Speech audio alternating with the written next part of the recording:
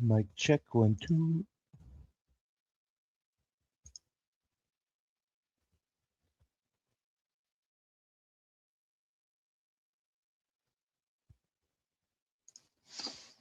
Oh well, I could hear myself on it, so I'll get started.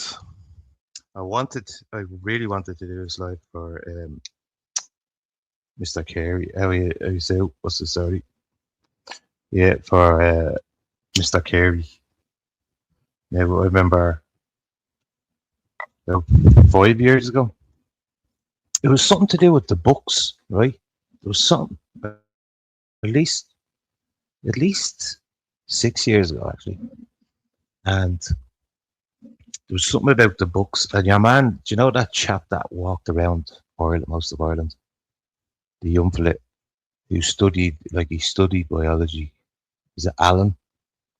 Some years will remember Alan. And he was there. Graham was, I wouldn't say he was leading the way, but he was very vocal once we got outside the HSE building because it was coming through them, like it was coming through them forcing these certain types of books out on the youth. And we were out calling that out then. So I know him like a pretty long time. Uh, I think what they're doing is because I haven't looked it up yet. Like, if is he the first one person that's been done for like a hate crime? Because that's what they're labeling it as, isn't it? Are he just going to use himself and that other chap? There's another chap called Kirk Loco who's on a few different platforms. I watch him on a few different things like Twitter, TikTok, and he's on YouTube as well. But the two of them are going to be done for under hate crime. And we were wondering when was the first time they were going to use it. But I should look it up actually if it's been used before. But I'd like to say about Mr. Carey is that I admired his passion that he had when he was out there. Like, think about it, it's just one guy, you know, and he's out there voicing his opinion. And look how hard they came down. Like he disappeared for a while, you know, disappeared. And I don't know if me talking about it this much will interfere with anything, but I'm just saying, he's. I still have great admiration for him as another human being, especially as an Irish person, because that's what he was, true and true. Yep, steady. What's the story? I'll say there's a few in there. A bit behind. Just went off on a little. So, Paul, what's up? You up, William? Okay, what's up? And steady stuff. But yeah, it has me thinking now. They'll have himself and Cork both as like, some type of. It's meant to be like some type of sacrifice to say if you dare open your mouth about any of it, you know, because they know as well that people will listen to someone who doesn't need to read off a piece of paper to talk to people, you know, and that's what he has. He naturally has it, and for some, the religious aspect of things might be a turn off for you, but he's honest. He's honest, and I have a weird sort of connection with him as well. Um, he did a few videos. I don't know if people remember. He did a few videos where he was sitting in a woman's kitchen, and I was out here in Coolock, right? Well, won't name names, but sitting in that kitchen, right? The lady that he was doing that with, she like raised me for 2 years when I was like 7. My mum, I told you about my mum had a lot of like mental problems and stuff like that. While she was in there, just that lady took me in and teach me so much in the 2 years that I lived with her. and still to this day, every time I see her, I give her a big hug. Well, he did like a few videos. So do you remember them videos he did where he was sitting in a kitchen with a woman and they were talking about tort law? Tort law. It's something that yeah, it's some sort of drive towards wealth and all of this sort of stuff. But they were talking. But there's more to that tort law than I could tell you. Just go and have a look into it. Tort law. That's what they were talking about. Tort law. No, tort. T-O-R-T. Tort. Tort law. There, about. Oh wait, hang on. I can put these up, can't I?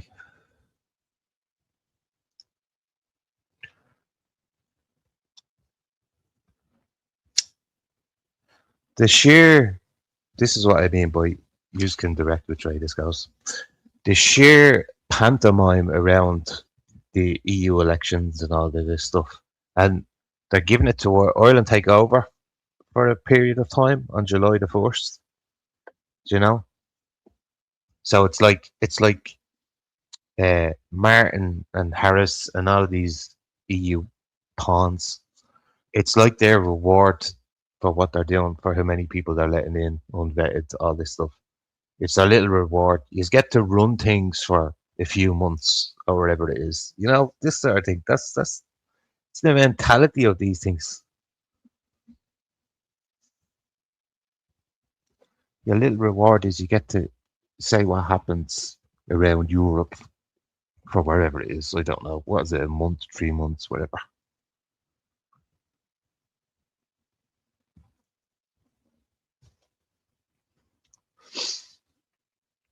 Yeah, I believe all of them are all the elections there. Yeah.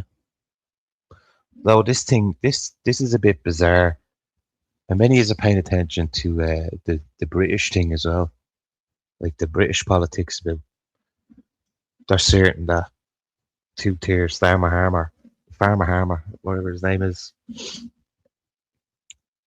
Like I'm thinking you'll have to drag him out there. He's such a narcissist, and he's one of these Fabian things. Who someone said that Fabian society to me a couple of months ago. I haven't dove deep on it, but I know a little bit about it. You know, this group of influential people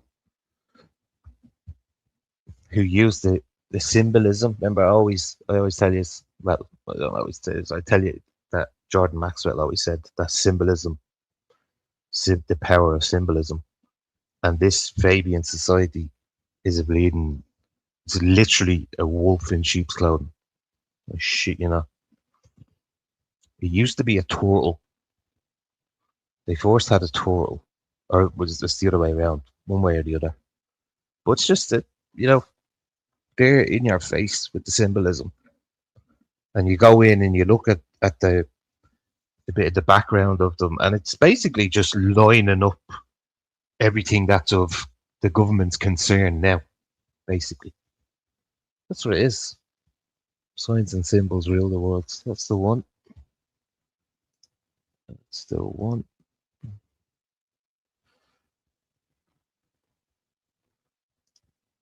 I also heard that one too as well. But symbolism will be their downfall.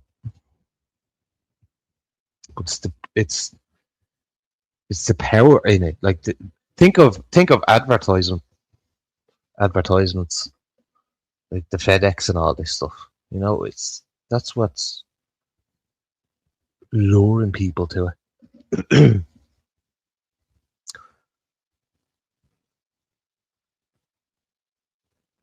Can I? Oh, I think I have to go into here to see that link. Yeah.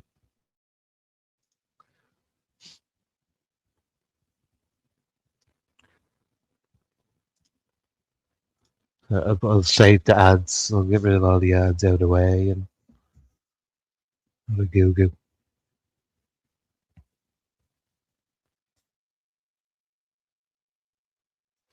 That's yeah.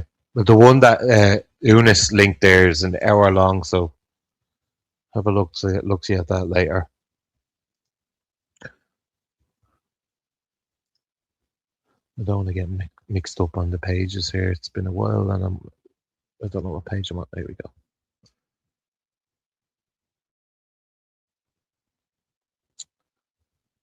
Hey, Joni, welcome.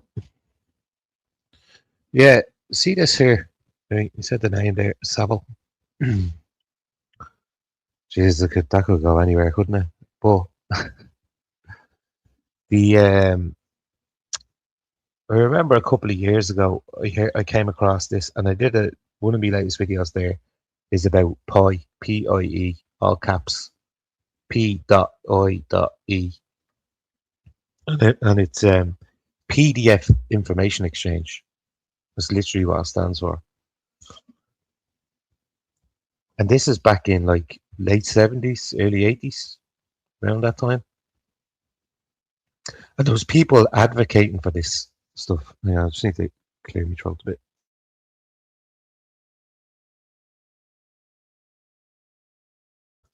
Yeah, so back then there was people advocating for this stuff, right?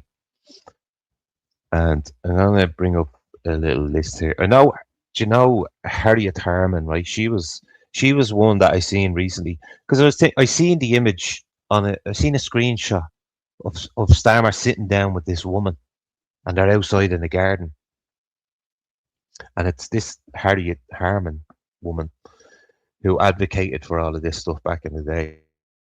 But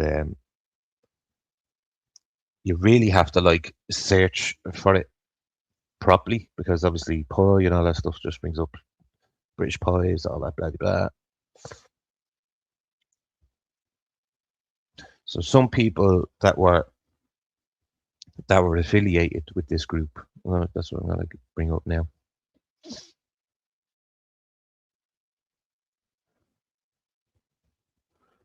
Byron Johns, Cyril Townsend. Cyril Townsend. This is 78. In February 1978, reported that Pi claimed to have over 250 members at that time. But this was like literally advocated for in Parliament. And what did it just? Do you think they just backed off and stopped trying this stuff? No, they haven't. They've literally just got that stuff and snuck it in under the Rainbow Squad. That's what they've done. Oh, look, the Eunice is dropping the names. They have Peter Tatchell. Do you know?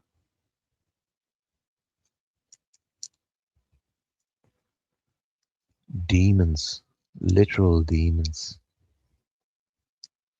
Harman says she has nothing to apologize for. The narcissistics. Yeah. Let me just read a little bit more of this here because I feel that this is important that people know more about this Pi thing, how they. Peter Heyman. Now this guy saw Peter Heyman, saw Peter. British diplomat, intelligence operative, and a member of Pi. He was knighted as Knight Commander of the Order of Saint Michael and Saint George in 1971 in the New Year's Honours List. And let me get an image of these people. Oh yes, these know the type of people I'm talking about.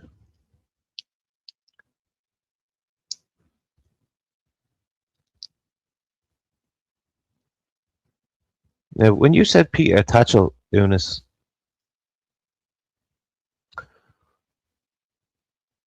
I was like, is he? He must have been trained by one of these old school boys, because there was even in Britain there was one of the younger. I think someone said it earlier. William Pitt, was it the youngest ever PM, like mid-20s or something, and like he was a well-known, yourself PDF. What's he say?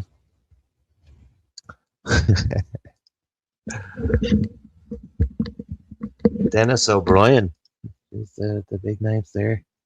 Yeah, I know a good bit about Dennis O'Brien. How he, whenever the Clintons come into the Republic, he gives them a land of his mansion, and 10 points if you know where that mansion is, the name of the alcove or cul-de-sac, whatever you want to call it, street. Cyril Smith. Yeah.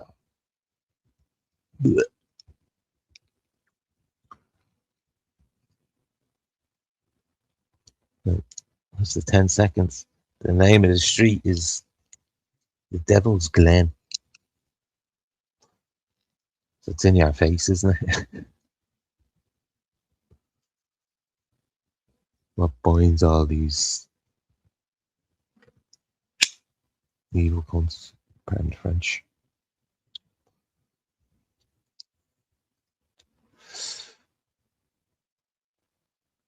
Yeah, hang on. There's a little bit more here.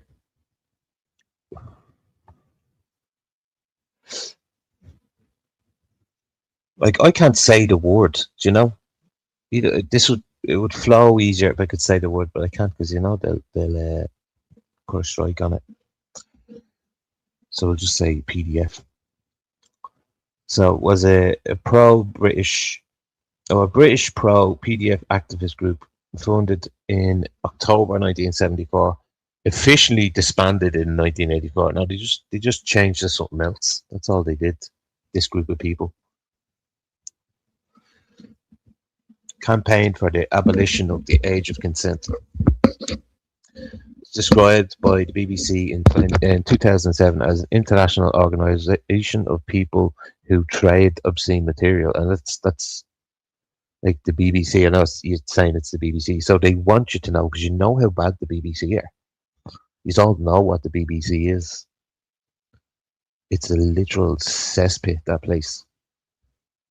The people that they've had, like, there's certain members within this group, this pie group, that have been caught four times, yet they're still in service. They're still there. They're still in Parliament.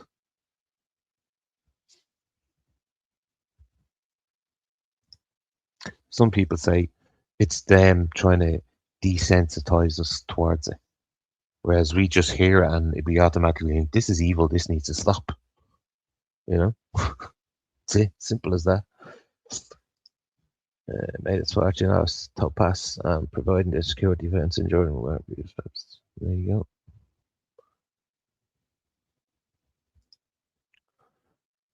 Broadcast servers, I feel got black. Oh, the black goo stuff. That's an interesting topic. That black goo, that like with Max Squires and stuff.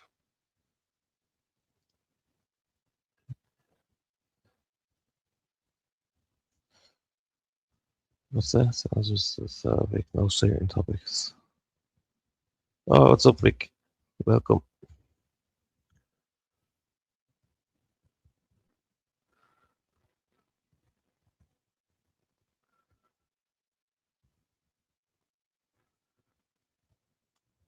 Yeah.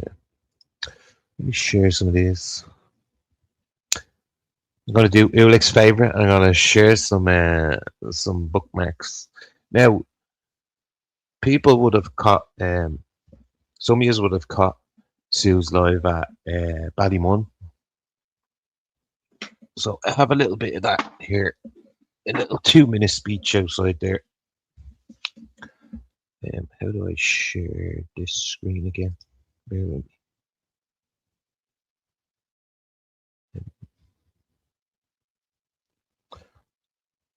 God, I've even look. It's been that long. I even forget how to share screen.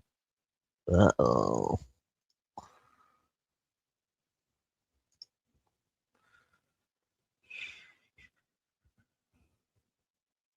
Where is the share screen button again?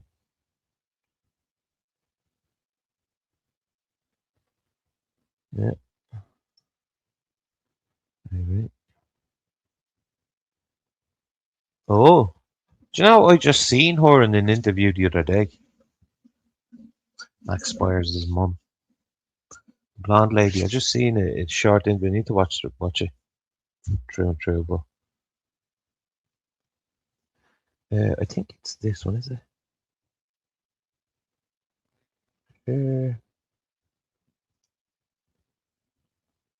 Yes, it is. There you go. Right. You see this?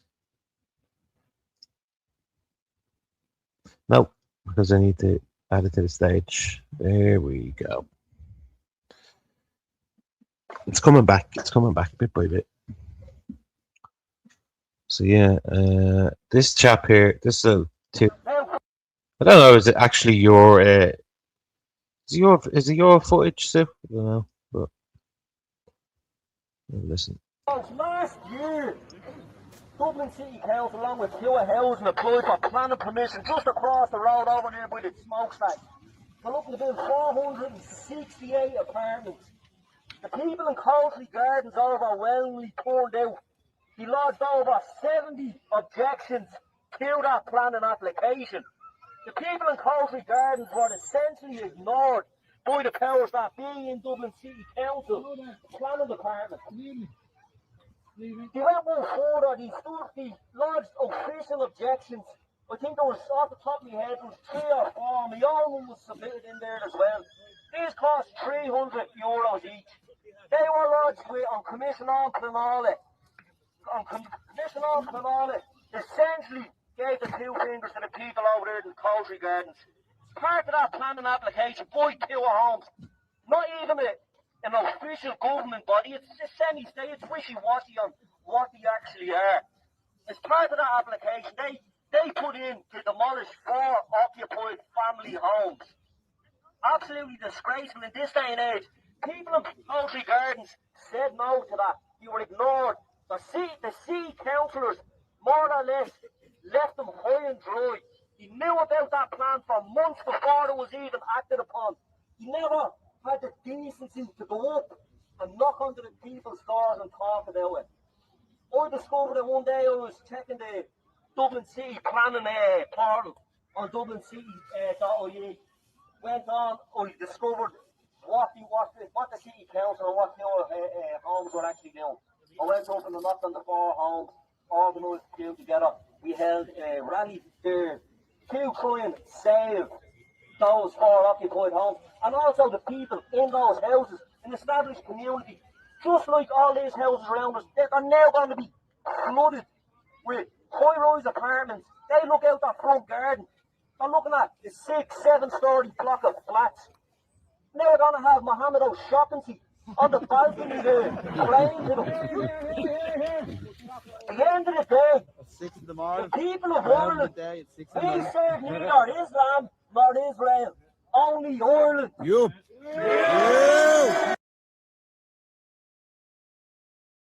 Yeah, I like that what he said at the end. No to Islam or Israel. We're just Ireland. I was like, amen, brother. Amen. Now, hang on. I'm just gonna. Yeah.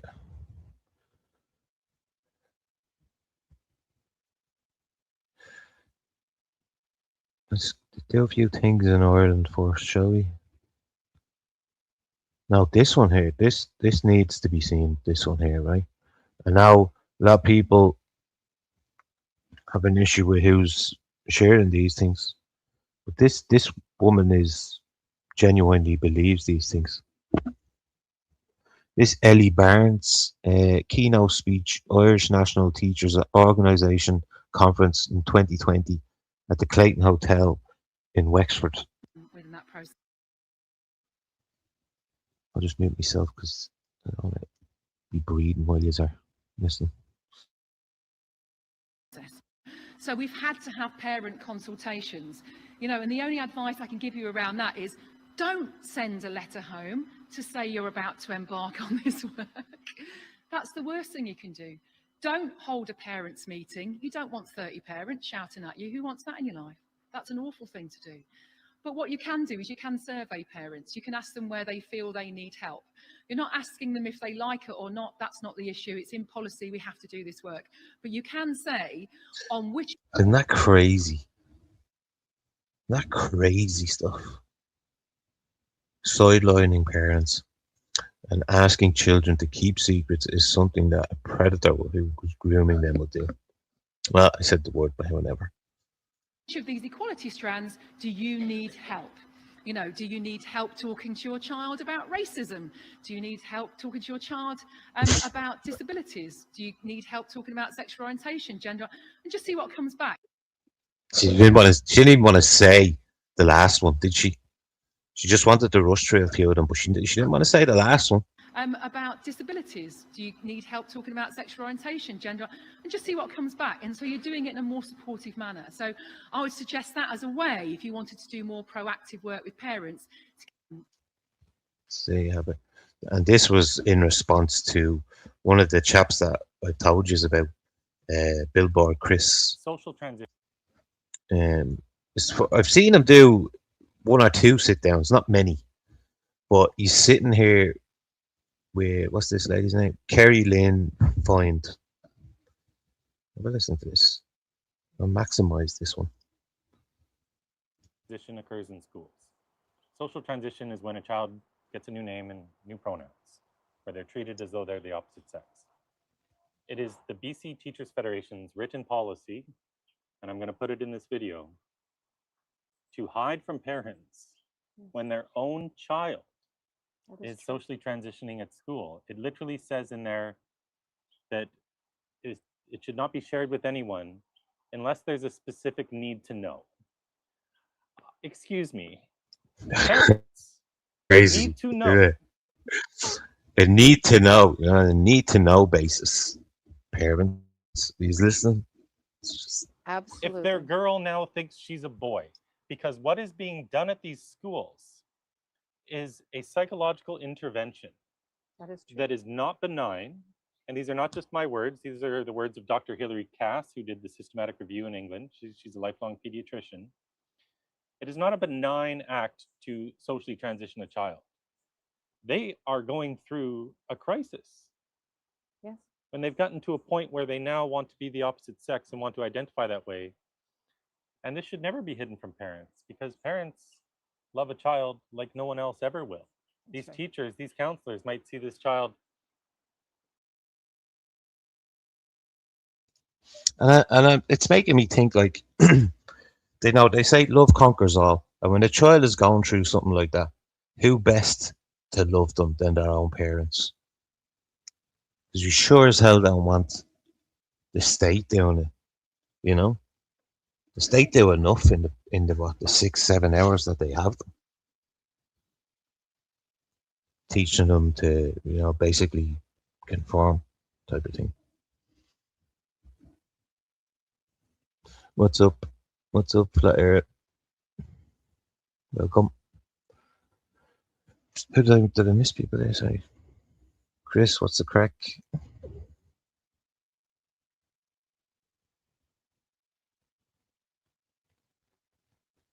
But yeah, I think this is like the words he's using there, the psychological effect it has on them, and being told by them, look, don't tell your parents. Like, that's insidious, man. That is insidious. Well, I always try keep up with Billboard Chris. He's been around most of the world now. This chap, The other fella is only starting to go around bits of Europe. Enter the Matrix. People know Enter the Matrix. He goes around. He was just going around parts of England, but now he's branching out a bit. But Chris has been all around the world, had conversations in Australia, and most places he goes to, like he says it himself. Yeah, the videos where there's more confrontation might get more views and shares and all that sort of stuff, but that's not the whole point of him going traveling around the world and trying to communicate that message with people that, hey, maybe we shouldn't be telling the children that they can keep secrets from their parents. This sort of thing. Like he's obviously pushes hard back against the whole putting them through surgeries and all this stuff. Completely, that's his main point. But he does have some good conversations with people, and a lot of people do agree with him. Like there's a lot more that agree with him than don't. But it's just that those videos that happen to be with those in it, with those type of people in it, they seem to get a bit irate and a bit loose with their tongue as well. When he's just calmly talking, do you know this way? Just calmly talking to these people, wanting to engage with them, and they just can't understand why you won't just accept it. Why you won't just accept what these people want, which is having the younger generation join in all this fetish, wherever it is, kinks, what you call them, wherever they're into.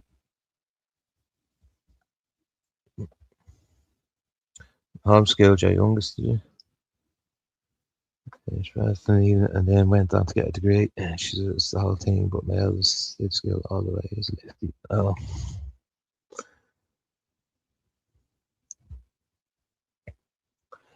What's it? Who's the Mossad agent? Which one? You know I are. What's that? Where? Someone will in the chat, I'm sure. Yeah, I've put a few bookmarks on this stuff. I have a few bookmarks to look through on that. But for now, what other one did I have on this? I know this we have shared. Well, here's one. This lady here, right? Posey Parker. Oh shit! This lady came over to. This is another lady here. British lady travels around the world, promoting the Let Women Speak, which I can't see any of us having an issue with. Any sane people having an issue with, like Let Women Speak. Okay, let's go on then. Walk away. So I went in and I covered when she came over. I went in and covered it. Now that was on me previous account that they've nuked on me, but yeah, it was a bit of it. I don't know if many people remember because I was live there.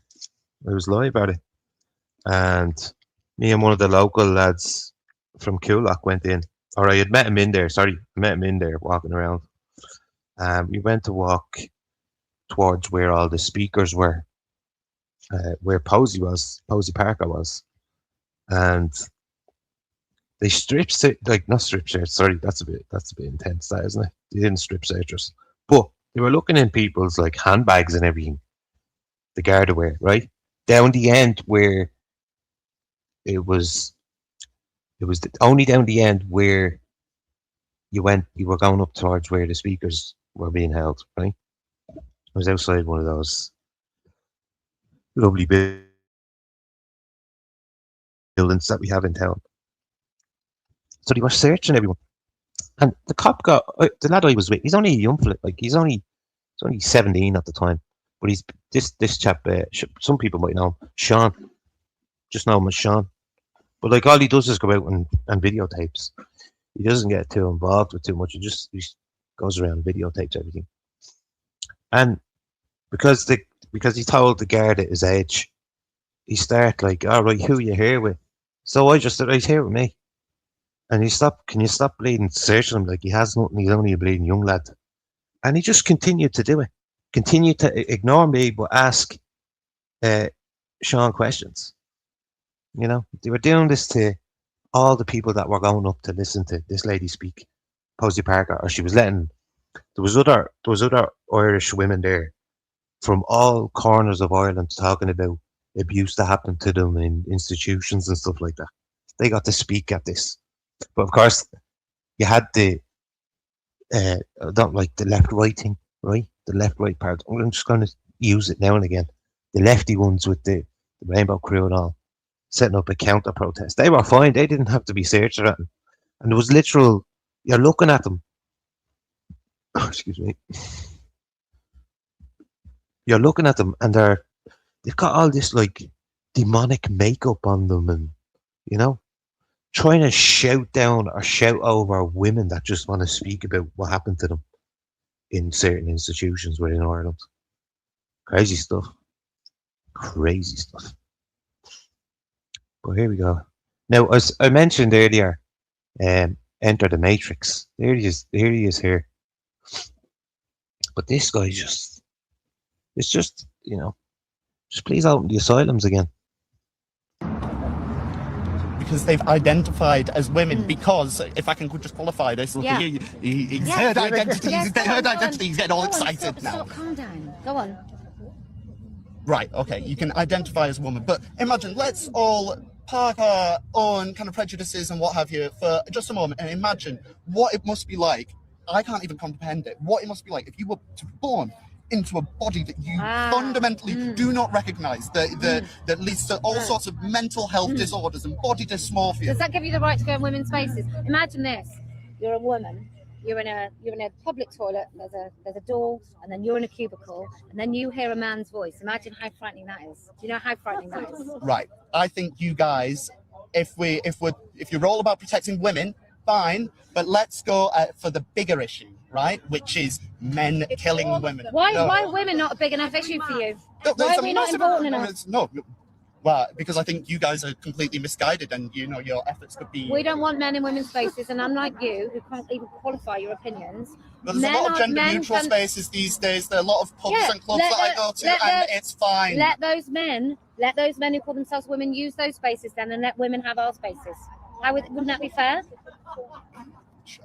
No, whatever. You know, come on. No, I don't, and I don't. I'm pretty What I sure don't you do. understand is why you're so bothered. And well, I mean, Because so I'm who a pays you? woman. Actually? Who pays you? I pay myself. You pay yourself. Yeah. That always comes with, like, why are you bothered? Why are you bothered about it? Well, I don't know, just for safety of women, like actual females, you know? That's why. But yeah, give if you don't know about Posey Parker, give her a look-see. Right, this chap here, this Jake, I know a lot of people. Jake Rosemarin was also pushing the previous Jabberwockies during the Great Whooping Cough, apparently. Gorgeous, gorgeous girls get vaccinated. Gorgeous vaccinated girls get boosted. And gorgeous boosted girls get boosted again. And this is the same chap, you know. They use the a lot of users will know about crisis actors. That's all these are. They're just crisis actors. Like the chap's linked to a company that has an annual turnover of millions every year. You know, this chap.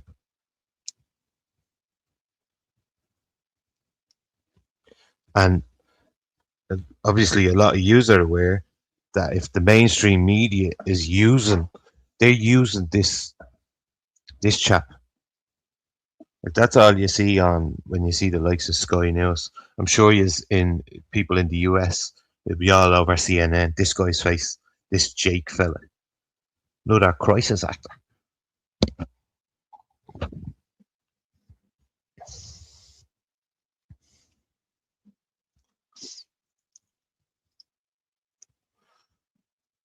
Some of the things I won't even. It's asking me now. Twitter's starting to ask you to prove your age. I don't like that. It's like slowly but surely creeping in, you know, showing the age. Some people as well on here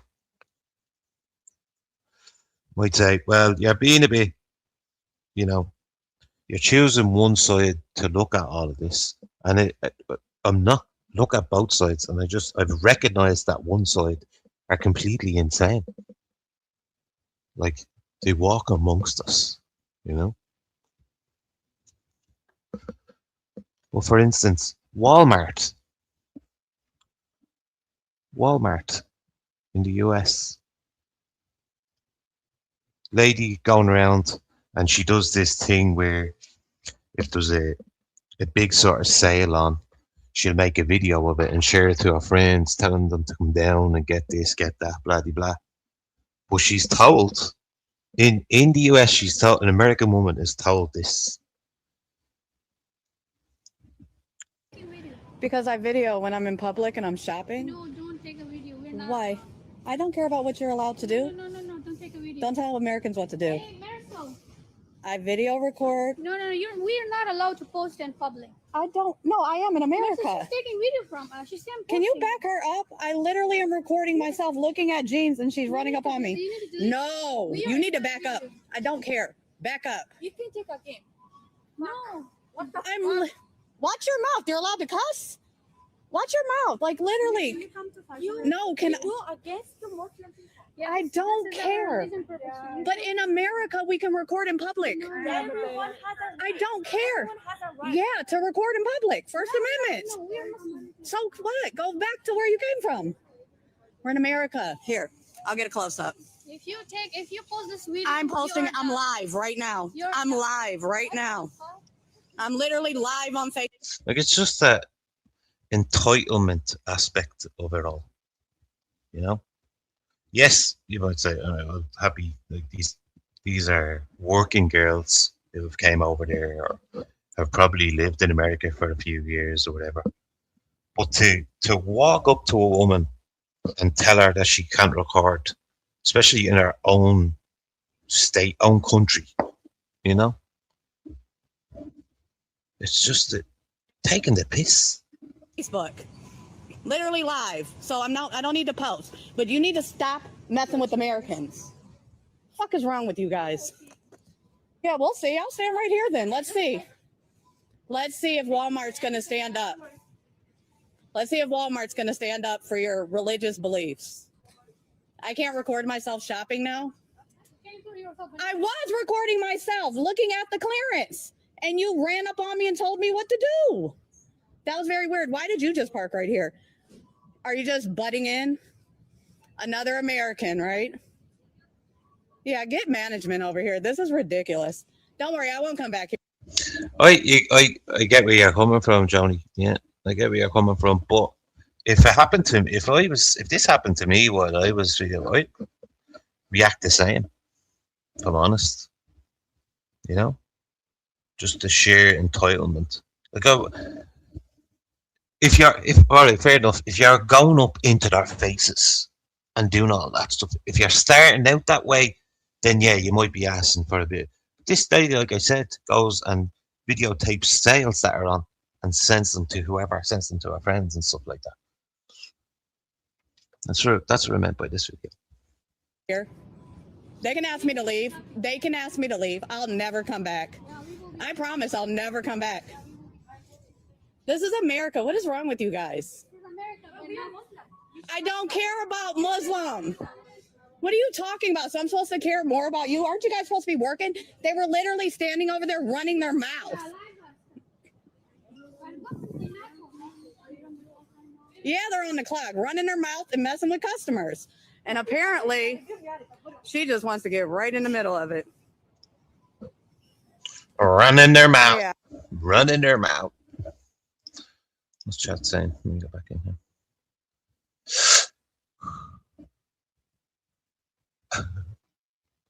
If the Rainbow Squad had their way, they would. Yes, they would.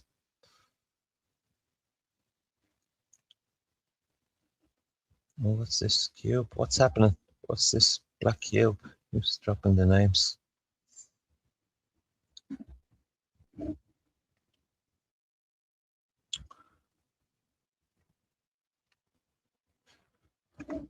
Trump says China. I heard it said that he will do a U-turn and come out looking like he's siding with Russia and China. That's just the weirdest thing here. Heard it being said. Hear me, Doc?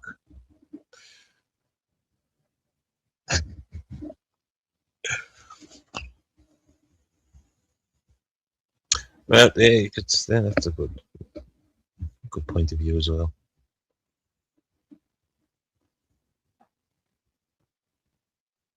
And I get that. Yeah, there are people out there against all that. You know the way people will stand outside like a shopping mall and do the old TikToker-rooney videos and all that stuff. Yeah, it might annoy you, but I mean, some loads of hordes of Asian tourists take photographs of everything.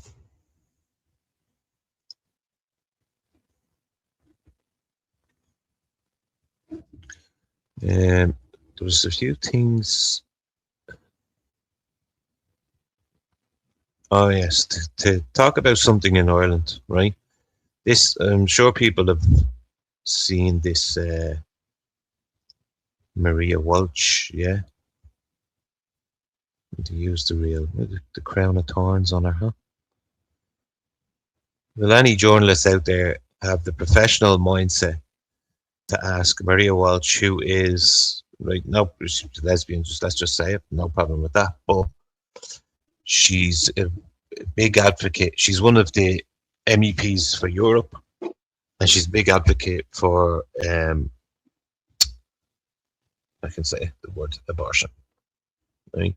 She's a big advocate for that.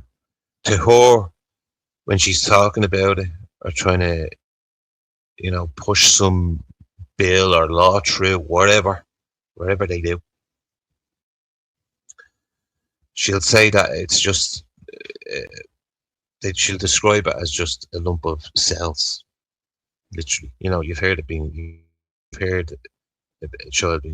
being called that before. That's just a lump of cells.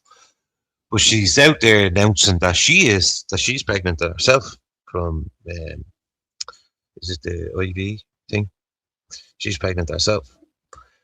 So a lot of people can see the sort of look at that and say, "Oh, but you advocate for determinations and stuff like this.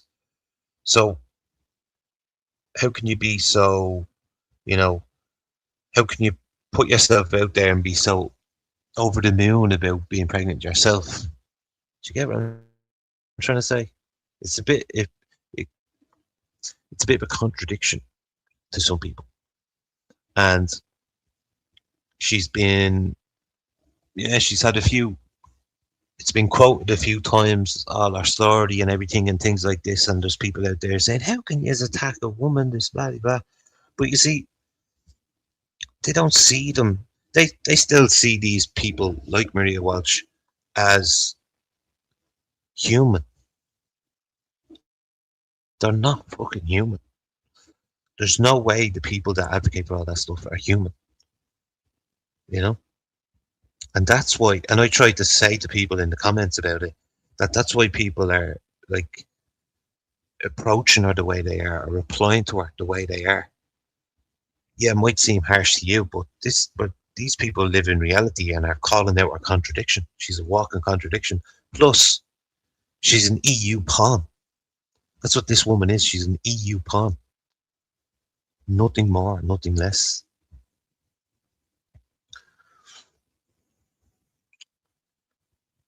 The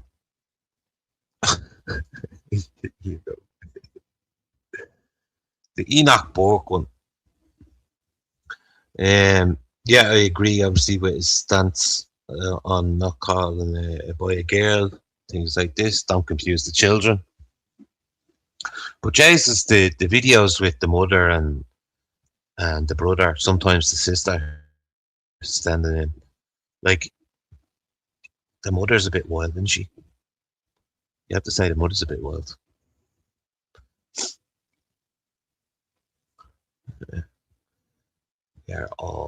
They all go under. Can I share this thing?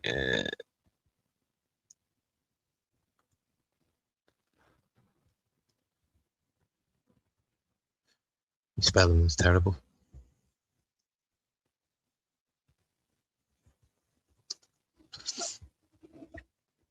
Sustana. This thing, you can see it everywhere. See these things? You can see it everywhere. I'm gonna try to share my. Oh no, it's gone. Oh my! I have Frodo, right?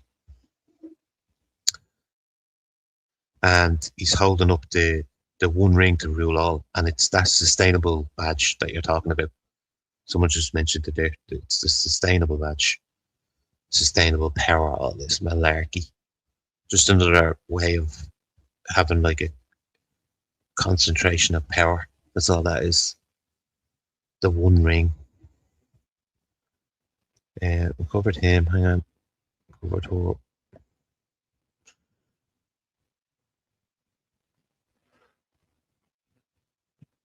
That'll probably get a ban, but I can pause it.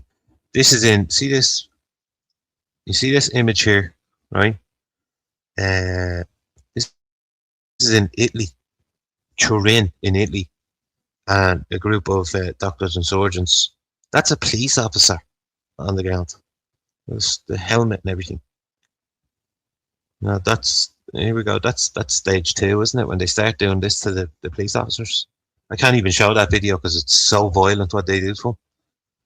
Like it's so violent. I shared this the other day, but I'm going to share this again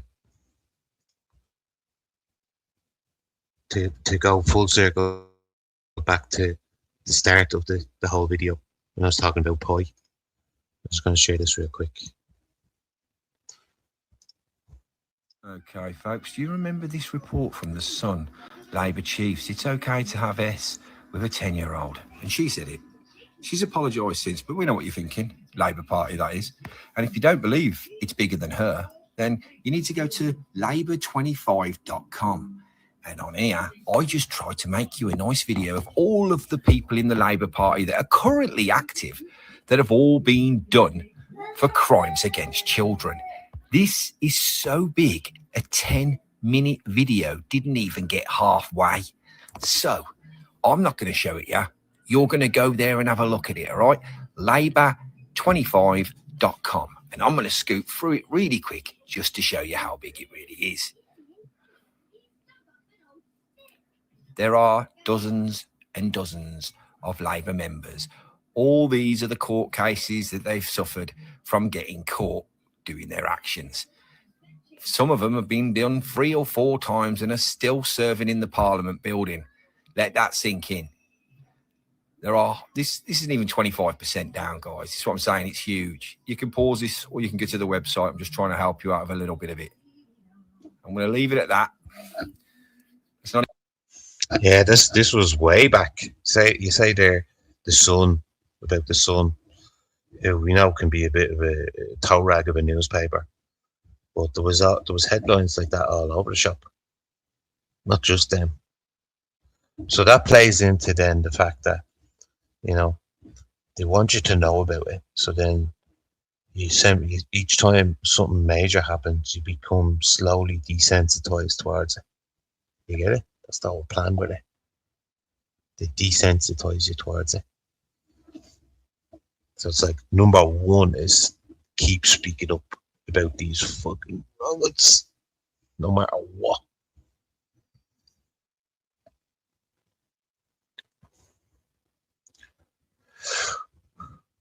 Why are people arguing? We're all on the same side, lads. We're all on the same side. Yeah, I shared that one the other day, that clip. Here's just a little bit more on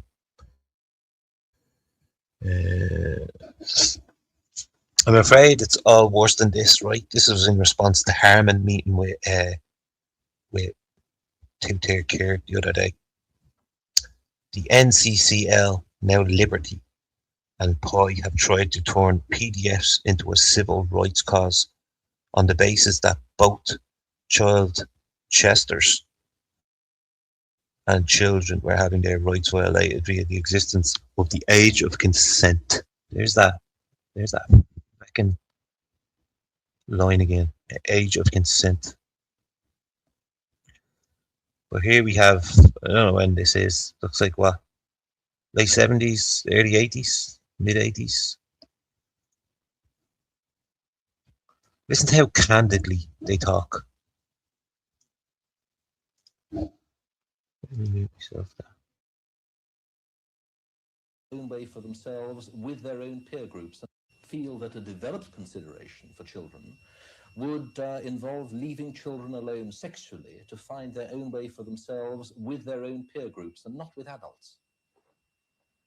Yes, I would be all in favour of children finding their own way sexually, but I think also that adults have a part to play because children are one part of the whole society. It isn't the society where we separate children from adults. What do you feel?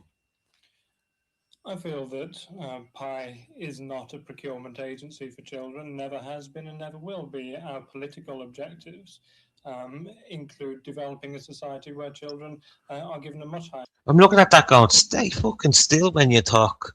Hey, jittering around everywhere. And saying that, and did you hear what he started? What he said at the start of that? That it's not a procurement tool. That's a very important word, procurement. Made me just got like flashbacks of the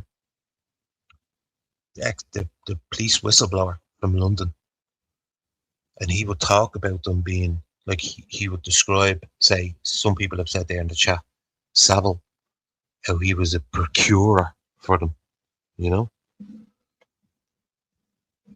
Key word. Status than today, where they are recognised as individuals in their own right, and this includes recognising their right to certain sexual freedoms whilst protecting them from the kind of criminal assaults which took place in Brighton. But surely it's a question of recognising children's maturity, and how can you have an equal relationship, which is what I take a mature sexual relationship to be, between an adult and a child who is not mature in body, in mind, or personal awareness? It has to be unequal. I don't accept that this concept of maturity at all. Adults, for instance, aren't necessarily mature. It's a long process. Well, I take it for granted that no adult is probably ever mature, but nevertheless, my state of maturity, or your state of maturity, is clearly different from that of a child. Even the way he looks, even the way he's looking at your man, made me think of all these dudes that get caught on stings. That's the way they look at the camera, like that. If they bother to look at the camera, that's the way they look at it. Like he is right there.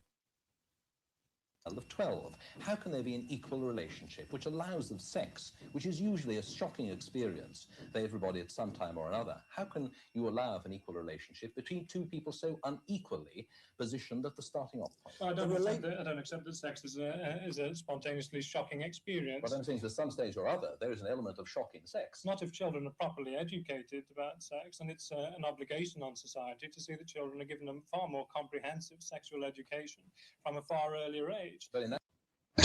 Like, what? What?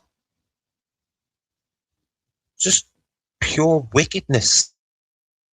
That's all that is.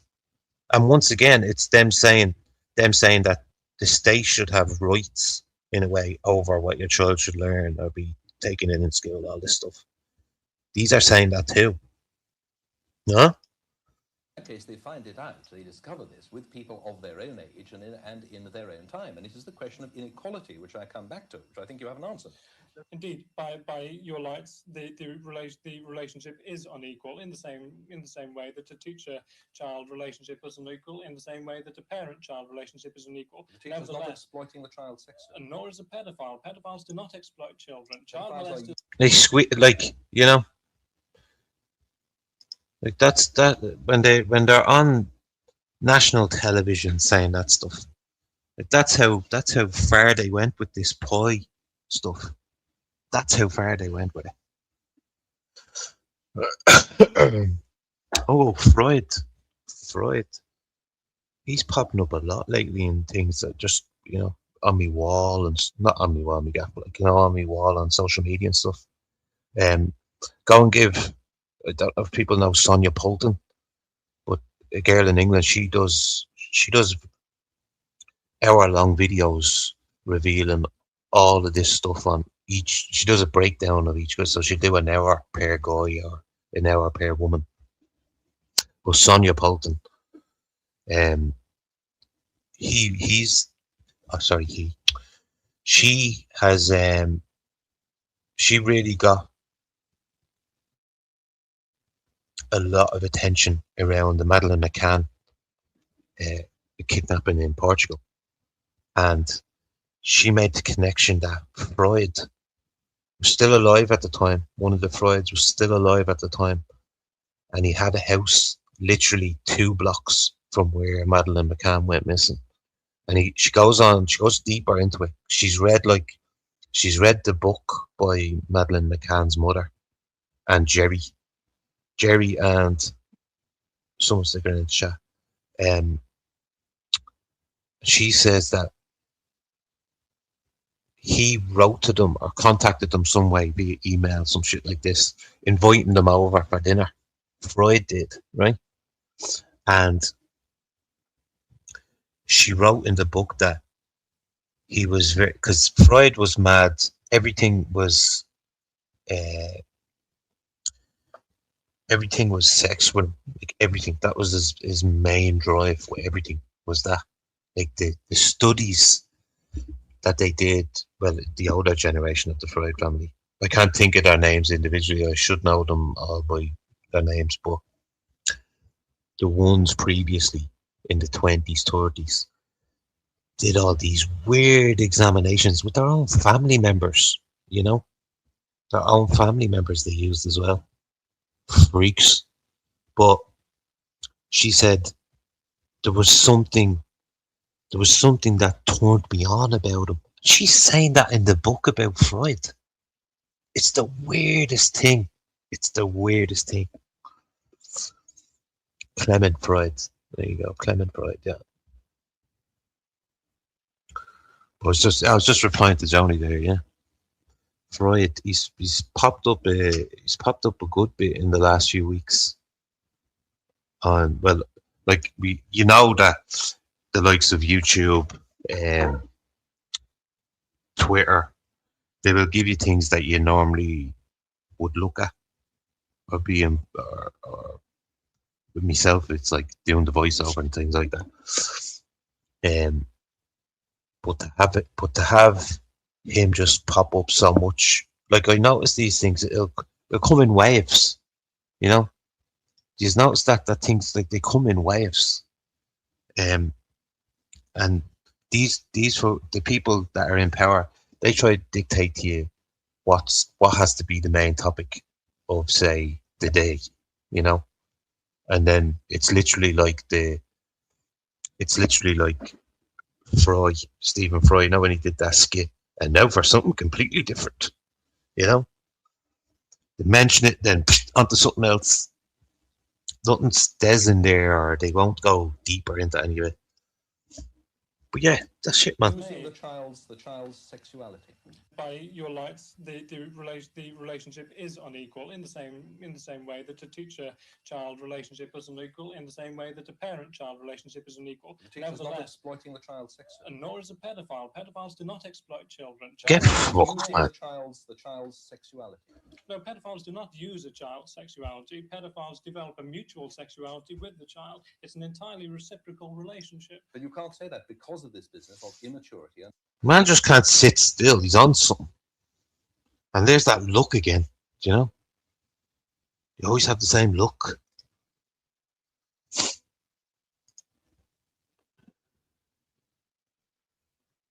Yeah. I've delved into them. I don't know if you've went as far into them as I have, because you know the link between Chester Bennington. If you put Chester Bennington side by side with Podesta, that's his son. I'm telling you now, that's his son. But when you go even deeper into it, Lincoln Park, the name Lincoln Park was a place in the US where they did experiments, apparently. It was literally called Linkin Park. Correct me if I'm wrong. That's one deep rabbit hole, that one.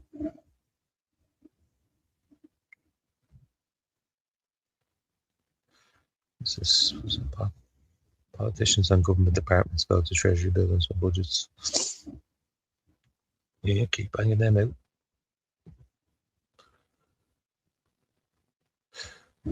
I forgot my name. What's the sorry? Well, I'm convinced of it. I'm convinced of it because I just put them side by side, man. Get two photos of them on your Google and put them side by side. And it's like when if Chesler had lived till he in his 60s, look exactly like that. Exactly like him.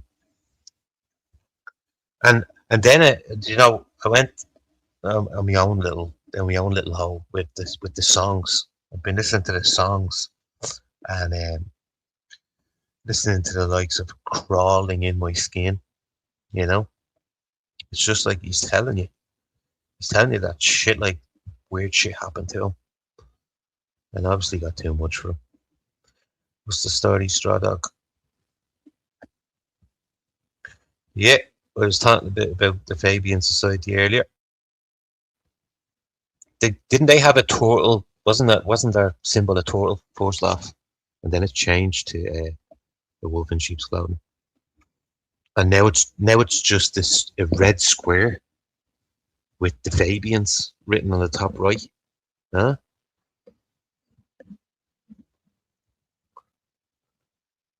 Did you know? I've been down. Like, what was it with Chester in particular? Because I grew up listening to that music. Well, it was like, how old was it? How old was it? I would have been like me 15, 16, 17, around that age. And we all loved that. We all loved that sort of. To us, when we were listening to it when we were younger, it was like that feeling. Do you remember after 9/11 happened, and you had a band called POD? I forget what that stands for. But they had a song called Alive. I feel so alive. It was like that feeling. It was like give you the goosies on the back of the neck type of thing. So that was how we everybody listened to Linkin Park when we were everybody, and then of course it's the other chap out of, was it Soundgarden he was in, and he was in Audio Slave. Yeah, someone just said it. Chris Cornell. That's what I had a mate who was the biggest Audio Slave band fan you could imagine. It was just that's all he listened to them and the Red Hot Chili Peppers, right? But Audio Slave, he absolutely loved them. You find out that he died, and then there was multiple videos of he was going to come out and he was going to say something, or he was working on some documentary or something like that. And then within no time at all, Chester did himself in as well. So a lot of people think that they were part of this sort of celebrities who seen the light and wanted to openly talk about what was really going on. I'd make the case that all celebs, politicians, space industry, stage, whole theatre for anything and gets released. Yeah, I remember they put Katy Perry in space. You know who she's going out with at the moment? This Katy Perry one. She's with Justin Trudeau. Like, what? She's one of those little sex kittens that they pass around. Rihanna is one of them too.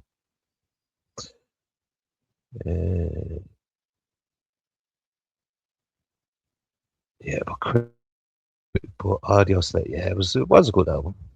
Chris had one of those unique voices that you don't hear a lot. And they show me how to live. That show. Show me how to live. Really gets into that one.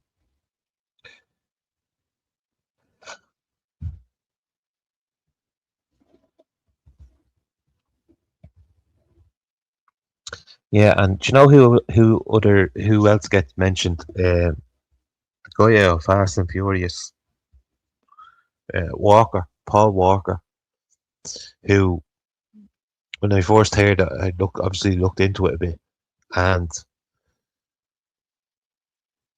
leading up to his passing, he had worked with the Clintons in Haiti or something like that. He worked with the Clintons on some initiative, and then once he comes back from that, he's just not right. Well, that's the end of him then. Hey Shannon, sorry.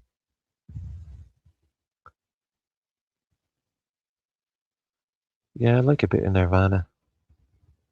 The partner loves Nirvana. Um, I like the kind of what's that? You know when they do a cappella? Well, Kurt Cobain, well, he's just his acoustic guitar and himself, and they do unplugged. Well, he does. The man who wants to rule the world, or does something to that effect. But have a listen to him singing that in Unplugged. I think it was Unplugged MTV back in the day or something like that. But he was another unique one, voice wise.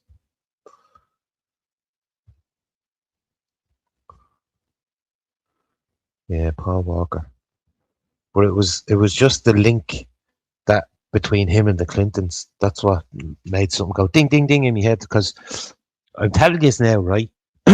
People need to have this what is known as the dark night of the soul, which is when it just comes over you that you just realize all these wrong'uns, these evil ones are the ones in power. Like that's you come to that conclusion, and once you learn about it, that's it. You can't go back.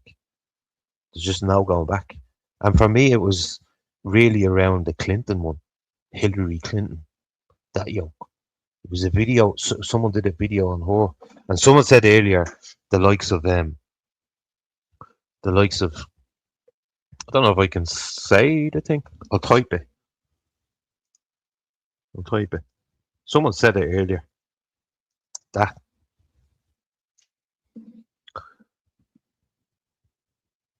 that shit gave me my dark night of the soul, and the realization of, it really is like the movie The Dark Crystal, and they really are harvesting energy from us. They really are.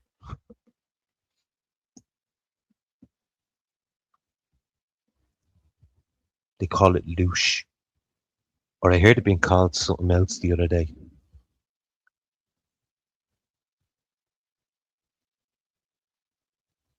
Oh, nearly shit myself. Thought someone ran across my backyard.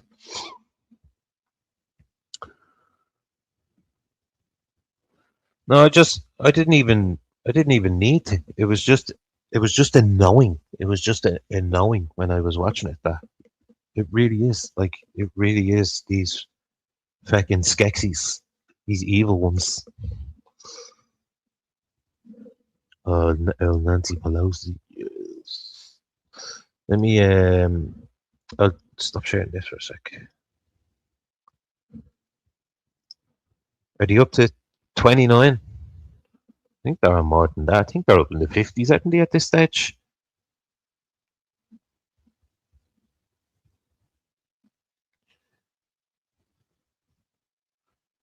Yeah, that word still gets censored a lot. I'm surprised it actually popped up. That still gets censored on some platforms. Um,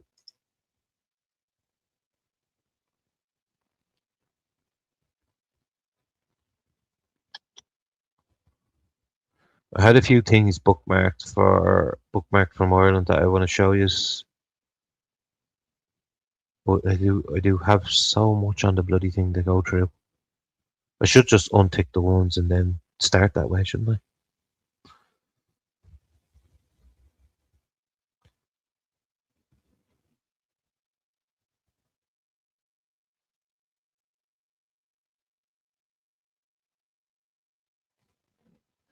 Not even gonna show that one. Nasty piece of work. I don't know if people seen this. The Rose of Tralee, yeah, and we had a winner who was, I can't think of her. Suede, is it? Can't think of her name. Suede. Something Suede. And I'm looking at her going, that's the girl.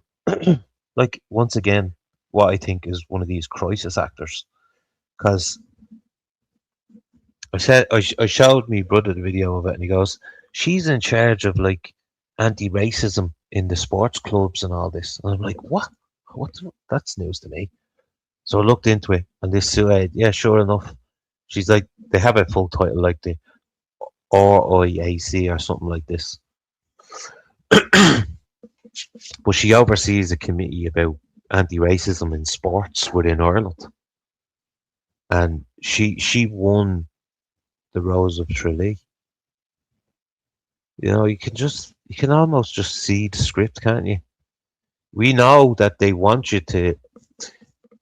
us to be angry and pissed off. We know that, but it's just the fact that they just keep getting away with it. The Dorts, they just keep getting away with it, don't they?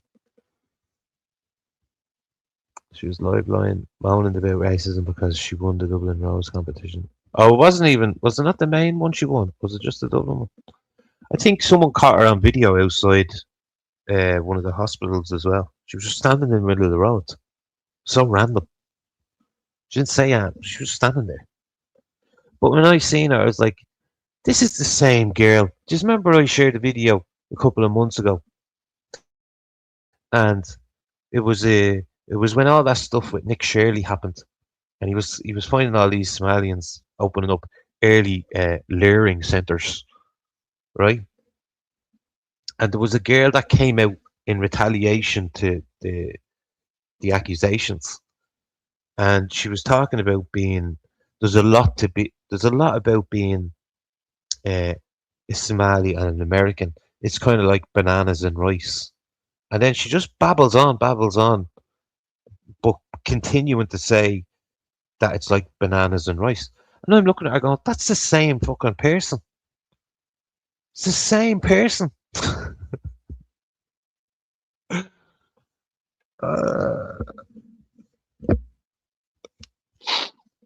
It's like one big movie, you know? Yeah, she's gone every now and society. See that one.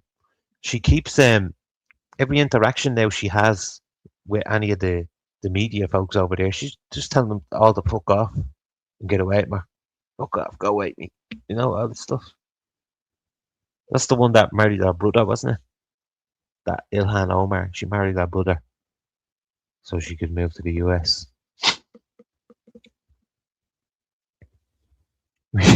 we are lyric all the time. I didn't know. He's been over here twice. That Nick Shirley fella. He's been in Ireland twice, and he was in a video with Bog Trotter as well. Don't know if people seen that, but go on to Bog Trotter's channel and you'll see it. Nick Shirley or the Pope or win a ticket for a free cruise around the Canaries. I suppose if I could, I would agree to an interview with Nick Shirley because the audience you would reach, and I could talk all about what the fuck they're doing to this country. You know, not to use and abuse them, just to say my piece about what's happening in Ireland to him. He's a big fan base, man. Millions, big fan base, so that you could get a message out over to the Americans. Gemma has great tips on how to avoid cancer treatment, which is the real killer. Detoxing from heavy metal below the pipe cleaner. No.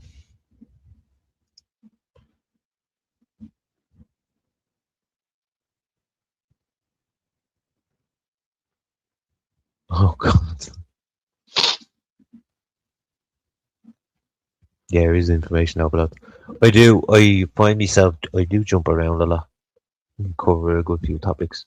But to answer Eunice, yeah, I would like to meet with him and just say me bit. I'd even write out something, take me time, get some key stats, figures, all that ready, you know. McGrath don't know.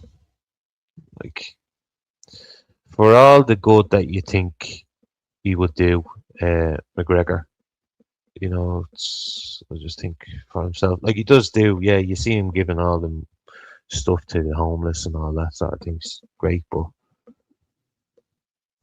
I mean, what else do you expect them to? What do you want them to do? When when he went over to the White House, like the government used that to divide us even more back over here. The government jumped on that and used it to divide us even more. And all that would matter to a lot of people is the image that, you know, it was great when he was, you know, it was great when it was the fighting Irish in the UFC and he was kicking everyone's ass. But as soon as he goes over there and starts talking about rural towns being overrun and blah blah, boom.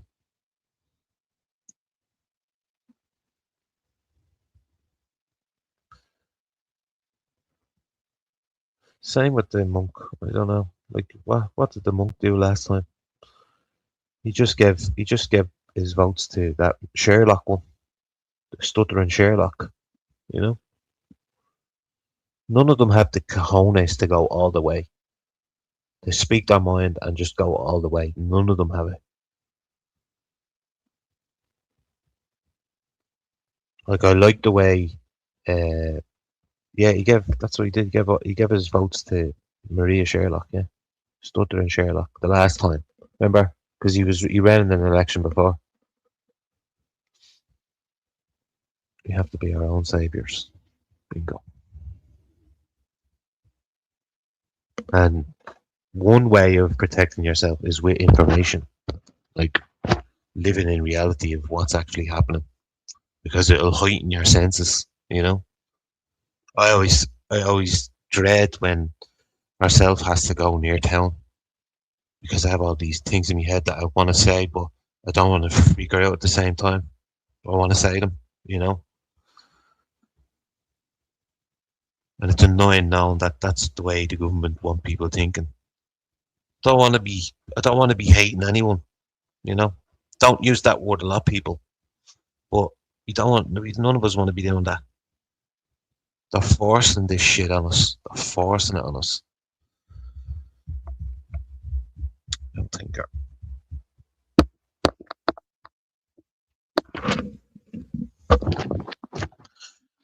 Yeah, and of course with McGregor as well. It didn't.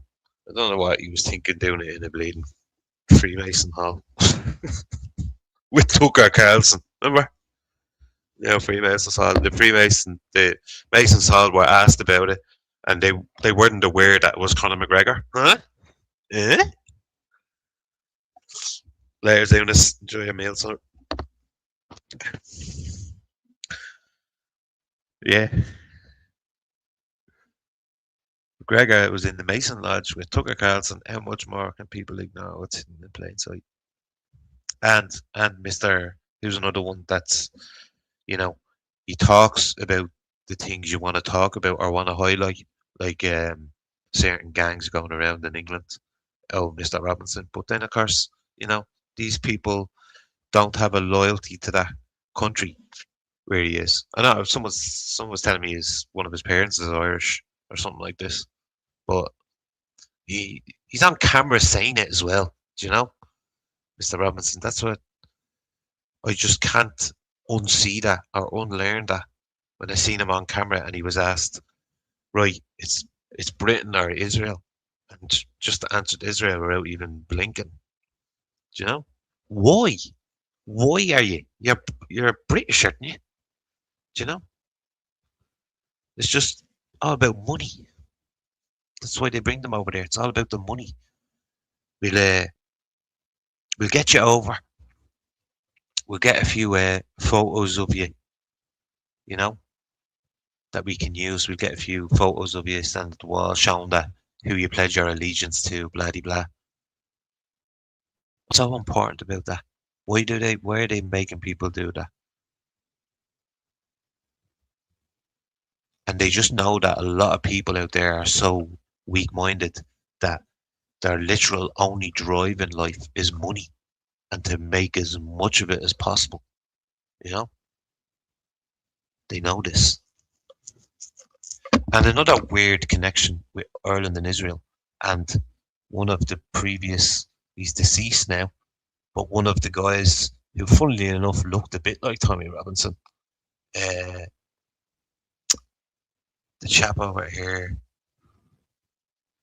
Lawler, Mr. Lawler, yeah, the chap who was involved in dicing some poor young fella up into pieces, that fella.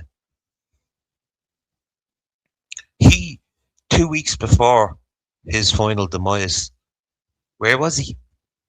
He was in Jerusalem. Why was he in Jerusalem handing out football jerseys to kids over there? Or to children over there, should I say. No, it's the weirdest thing. What was that? Was that like some sort of... Did they just, get his undivided attention? Yeah, Mr. Lawler, that's the one. But, Hugh, 2 weeks before all that stuff happened with him, he's standing in Jerusalem handing out jerseys, taking photos and all this sort of stuff. It's the weirdest thing. Weirdest thing. Always stuck with me, that.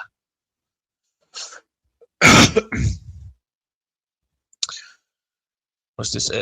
Stands in defence of Soldier F involved in Bloody Sunday. He's certainly no ally of Irish nationalism, that is for sure. His true allegiance is to his shekel financiers. Amen. Yeah.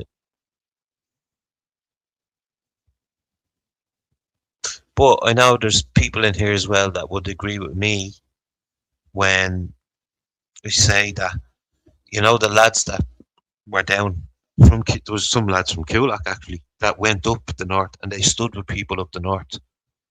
Like that, you can look at it and go, it can either go both ways. And unfortunately, all that did, even though it should have been a positive thing because it was a common ground on things that we were agreeing on, where we wanted this safe community, an affordable economy, all this, that's what that was what drove those people to go up there. But instead it was, you must, the media was running with, we have the far right now from both countries running side by side. And then of course, for certain people down here in the Republic, they were seen as, if you were, you're a fucking traitor, you're a traitor. Whereas that's not, the whole point of them going up there was the common ground around all these iPad centres are springing up everywhere. But it's conveying that part of the message that's very, very hard to drill into people, They just don't want to accept it. Just, no. It's the far right, that's their excuse, they're far right.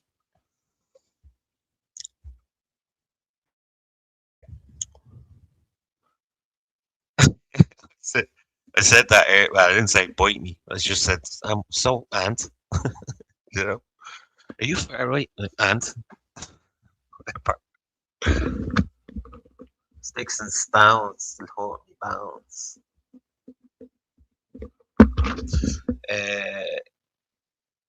Yeah, I don't,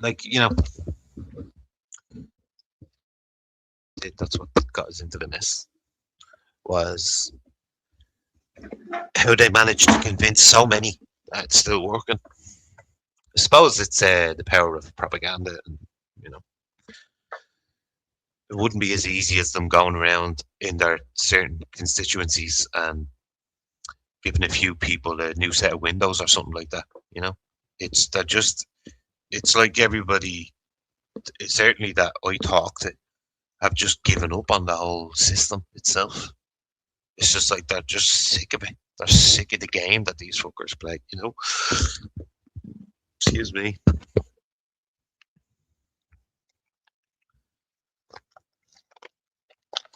What's this? I have a question. Okay, Vic. What's keeping all them men in them centres quiet? Like there's thousands of them. Well, if it's anything to go by from videos I see from the likes of Wales, Scotland, England, they have them all kitted out with brand new PlayStations, all of this. Yeah, you actually seen something like this, and Sue and Paul will attest to it, that they set up a cinema in the ESB building in North Wall. East Wall, sorry, North Wall. East Wall. They built an actual cinema in that ESB building for them to, like, you know, subdue them in a way, you know, keep them out of sight. So it's entertainment. The government is giving these people entertainment, and then when you go down into the basements where they have their bikes and the cars and all this stuff, there's literally sections full of electric bikes and electric scooters that they had bought for them as well. You know, they're just making it cushy for them, or they're making it like some prolonged holiday while they're here.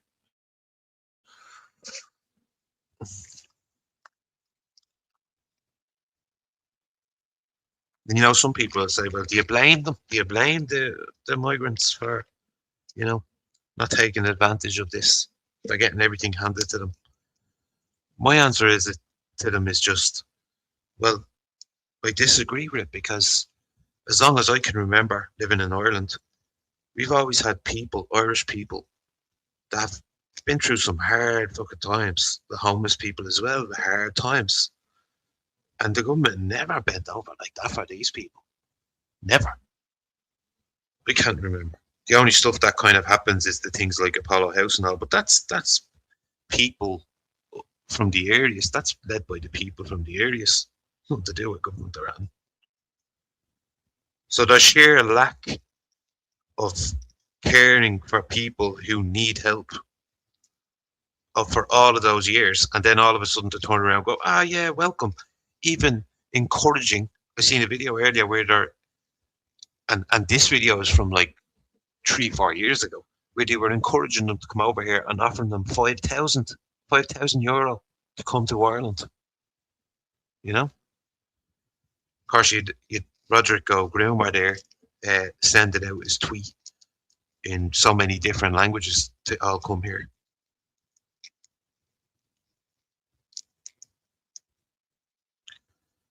And like Rahm Emanuel said, you know, never let a good crisis go to waste. They get multiple things. They get multiple. Hang on a second.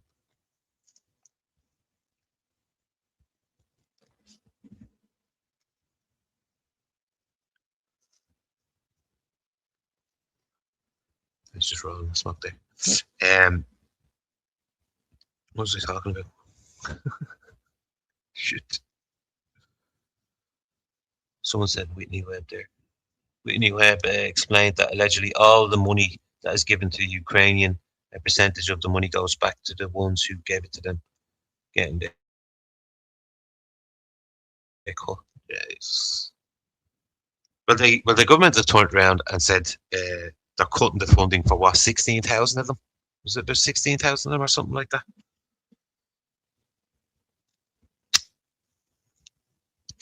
And that runs into another topic that I wanted to cover, which was this Ukrainian stuff, right? This war, blah, blah, blah. All I see is videos now of, I started out, they were just conscripting young fellas. Like they were literally going up to these young fellas and kidnapping them and conscripting them for the war. Ukrainian lads that just didn't want to go to war, right? But now the girls in Ukraine are videotaping all the new arrivals over there in Ukraine. Have you seen these videos? It's literally the same as Canada. It's literally the same as France. They're over there and they're dumping all these shit in their rivers and oh, it's mental. There's loads of videos all over Twitter of them posted by Ukrainian girls saying, look what's happening to our country. While Zelensky's bleeding, conscripting our young fellas, he's letting all these dogs in and let them do whatever they want to do. Oh, I know he is, Eddie. I know he is, because I've seen all those videos. There was actually, I don't know who was it earlier. Was it Lockery or Saoirse that shared a video of, it was profound, right? When he was back doing his acting, and he was in this like crystal maze type of thing. Zelensky was. He was young. He was like mid-20s or something. And there's a big pile of gold in the middle of the room, and there's a lion circling them behind cages, and they have so many seconds to get as much gold, carry as much gold as they can with them out of the ring that they're in, right? But it was kind of profound because when they put all the gold on one of the lads, they went to run out and they fell because it was so heavy. They fell, right? So like the symbolism of the gold hitting the ground, blah blah blah. So Zelensky, the other two are still recovering from the fall. Zelensky's up on his feet as quick as a light. He's shoving gold coins in his mouth. All of this stuff, and I'm like, whoa! It's there. It's actually, it was I can't remember who it was. One of the other night that I shared it. It was a very profound video, let's say. Which is all surface bait. What's that? So this is all surface level bait. So brah, what's up?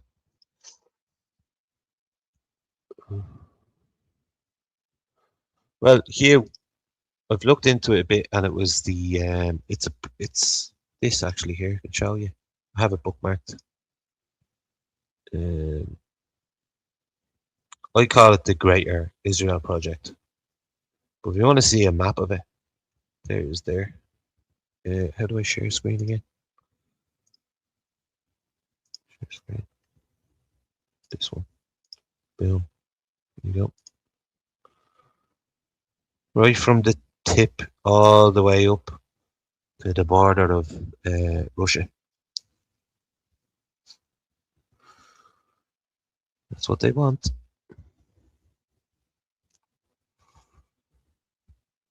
It's titled Map of Heavenly Jerusalem. The Shabbat leader. See this guy here?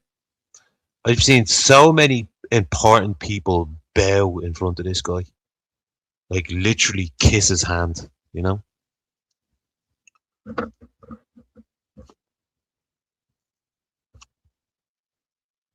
Yeah.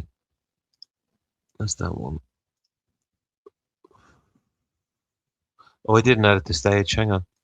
There you go. So that guy on the bottom, Shabbat, on the bottom left. I've seen the likes of Bill Gates go to him.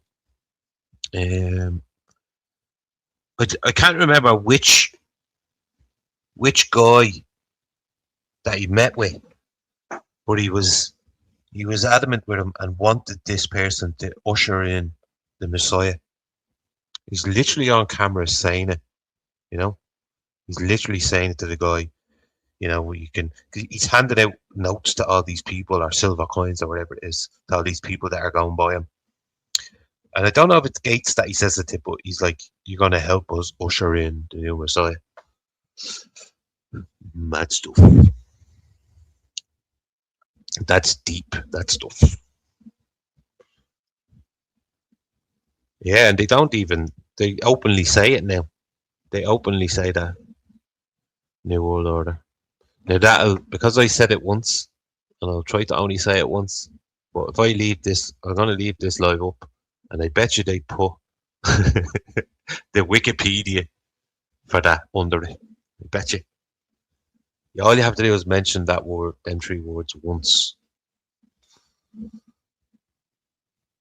They try so hard with it, so hard just to let you know about it, but still not. And you said it at 11:11. Look, you freak. You said it at 11:11.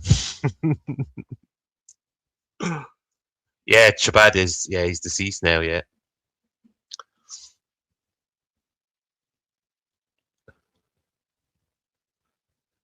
Bush Senior, 2000. Yeah, I remember that speech.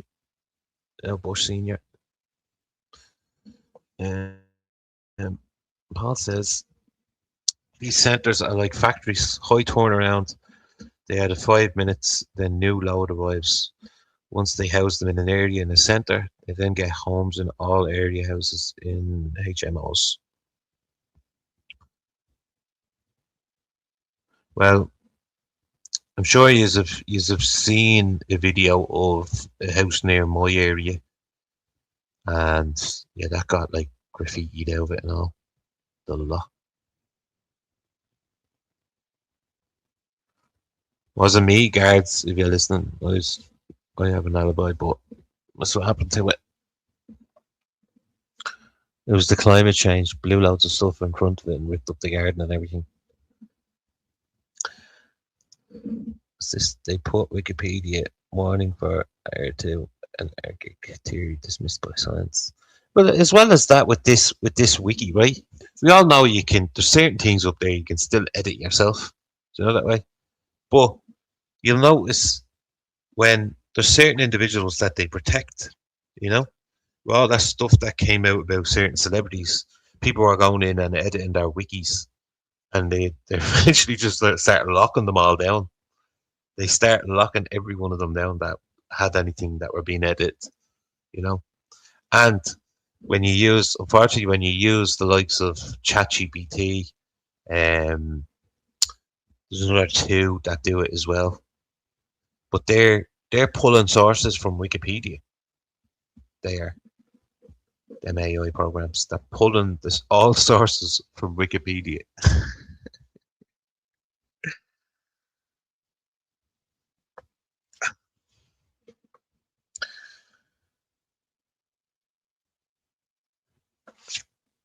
Do you mean Werner von Braun? Werner von Braun? Or it was before him, wasn't it? Wasn't it before him, or did he just get the ball rolling big time? With was it the Saturn rocket he created? Von Braun.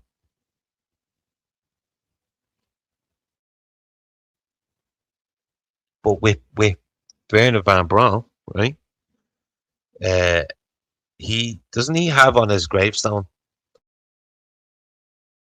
that says that type like the firmament or something like that, which is a bit strange. He also wrote a sci-fi science fiction book,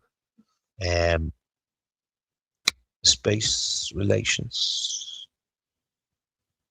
No, it had Mars in the title, and he talks about when humans do get to Mars, that they're gonna he calls it sci-fi, right? Whatever, blah blah blah. He says the humans of the time get to Mars and they meet with this group known as the Elon. The Elon.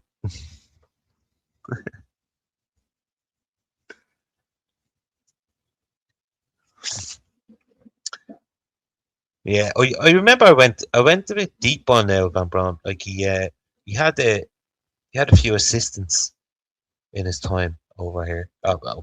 Sorry, in the US. And Carol, someone put it in chat. Carol something. She was his assistant for a few years, and she said that in his later years he would always like repeat things. Like there were certain things that he would always repeat, and he would talk about stages of things. But at the end, he said, "And the last card, right? Here's one for you. And the last card that the powers that be will use will be a fake alien invasion." These are words from Brown himself. It's kind of like what Nixon was. Nixon, wasn't it? Nixon or Reagan that said that the only way they're going to get the people of the world to unite is if we face some extraterrestrial force. You know, that is the plan with them. When all else fails, that's what they'll try, or they'll use. Blue Beam is the name. Project Blue Beam.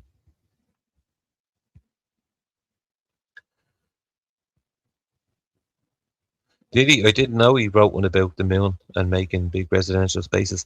There was someone literally talking about this the other day, though. See, this is the way you said big residential spaces. There was there was a video of a guy talking about this. That's what they're going to do next. You know, they're going to build like residential areas on the moon. No, but Eddie, thanks for joining me, man. Stay safe.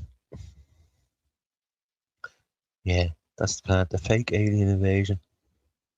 Be so easy for them to do as well when you think about it. You know, I mean, they have. If you look out at certain times, you know what they're capable of doing with like a drone. You know, say there's a million drones. Imagine what they could do with a million drones.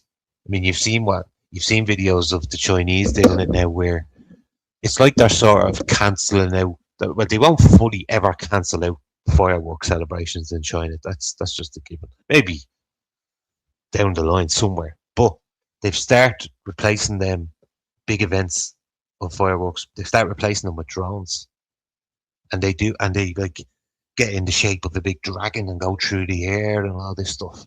And you're like, whoa, that's fucking incredible. But also at the same time, that's scary because you know how easy people can be manipulated. And if they see a fucking dragon fly through the sky, they're gonna freak out and go crazy and go, wow, what the fuck is going on? You know what I mean? So only imagine what they can do with a million drones, which they could easily do. Paperclip, yeah, that was a big eye opener for me. Paperclip.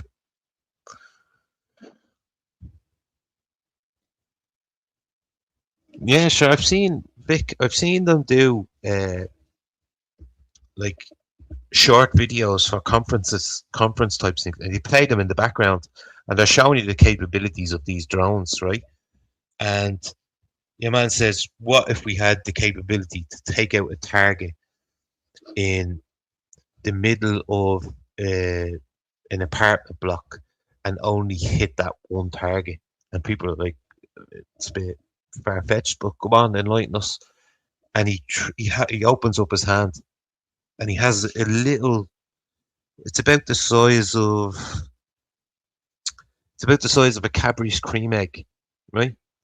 It's a drone, and he turns it on, throws it up in the air, and it just sits there, perfectly eye level with him.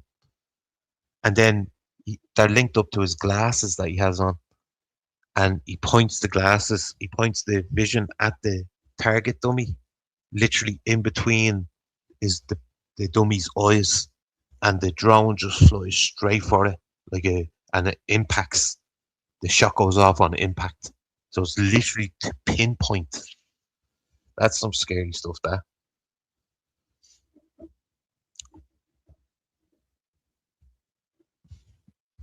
Excuse me. Who's this? Chuck Swiddle, Operation High Jump Antarctica. What's his name? What's the Admiral Byrd? Admiral Byrd, when he said he flew into a place over the ice where he could see mountains as high as Everest, and they were made of coal. That's really interesting stuff, man.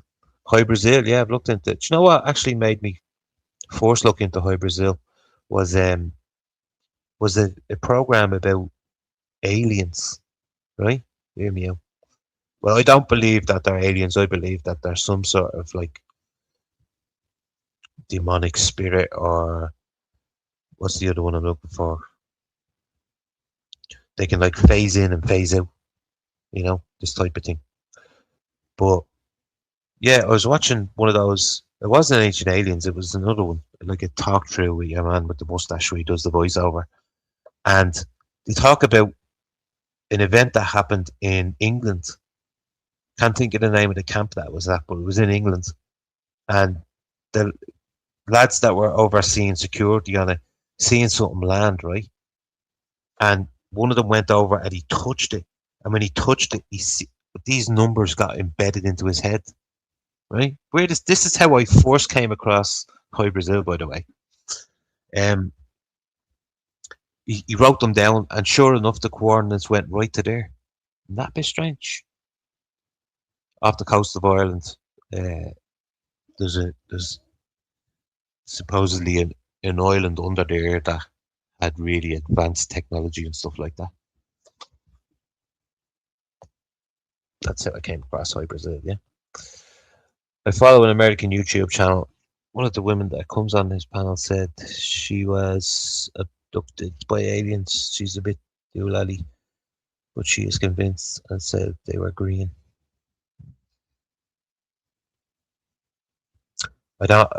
You know, there's so many stories out there about abductions and things like this. What's more, feels more real to me is, you know, the like of sleep paralysis. People have heard of sleep paralysis and stuff like that. It's more something akin to that, I reckon. And it's a negative being that's doing whatever it's doing. That's why you can't move around, some shit like this. But I found that, because it's happened to me, like I've had sleep paralysis in the past. There'd be times where I had it for like, you know, a month at a time, nearly every like second night or third night, you know. But is it the fact that I've become more aware of it that's not happening to me anymore? Or if you do, because you know when it's happening to you, it's like you're you're aware, you know, you're aware of it. So when you do find yourself in that situation, say the name Jesus. That works. It works. Aliens are the paranormal. I've looked into a bit of Michael Cesarian before, yeah. This chap from Northern Ireland, didn't he? Michael Cesarian from Northern Ireland. Lemuria, yeah. That shit fascinates me. Lemuria and Atlantis and all.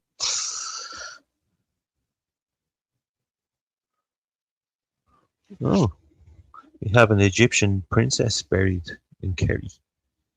The original word "Jew" comes from the U3. It's interesting. I'm going to show you another video here, and it's by because we were talking about Ukraine there for a bit. This is what this is coming from straight out of Ukraine. Listen to what this dude's saying. Now it has subtitles on it, obviously, because it's in Ukrainian. But let me share this. Take that off for a sec. Yo, yo, yo. What's up? LFC, what's up?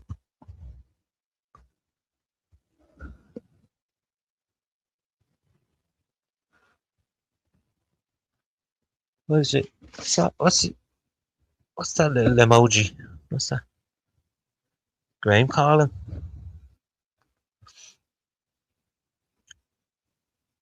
Oh, people said they were giants. Yeah, I was only looking at something about that.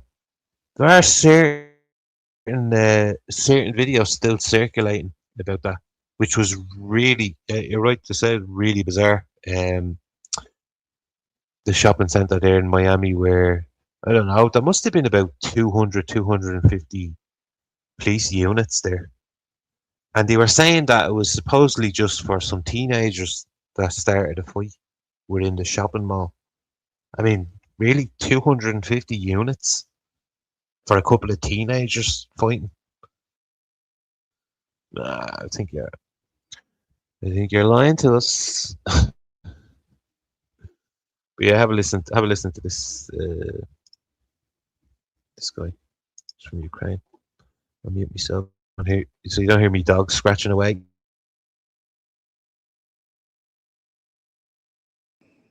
Коли забрали мого батюшку, перший раз їм було страшно цього одягу. І прибрали попідрясти на ньому. Я молчал, но молчать больше не буду. Заставили копать яму. If the text is a bit small for some people, basically what he's saying is the powers that be over there came down. They forced one of these lads to I say lads, but it's basically anyone of fighting age. So no one escapes it over there, by the way. It's even the likes of bishops, clergymen, all this sort of stuff. And what they're doing is they're going to these people, they're forcing them to dig a hole in the ground 2 meters deep, yeah, fill it with water, and then force them to stay there for like 14, 16 hours, something like this.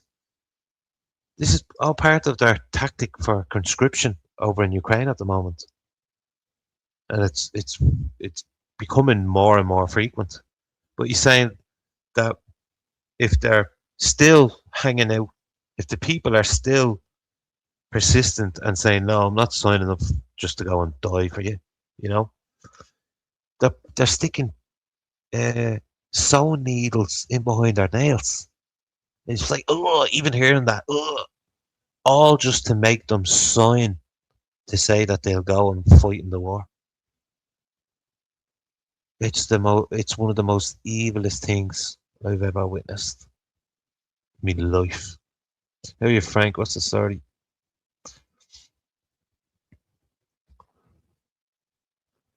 Oh, it's horrible. It's horrible what they're doing to them people over there. And the ones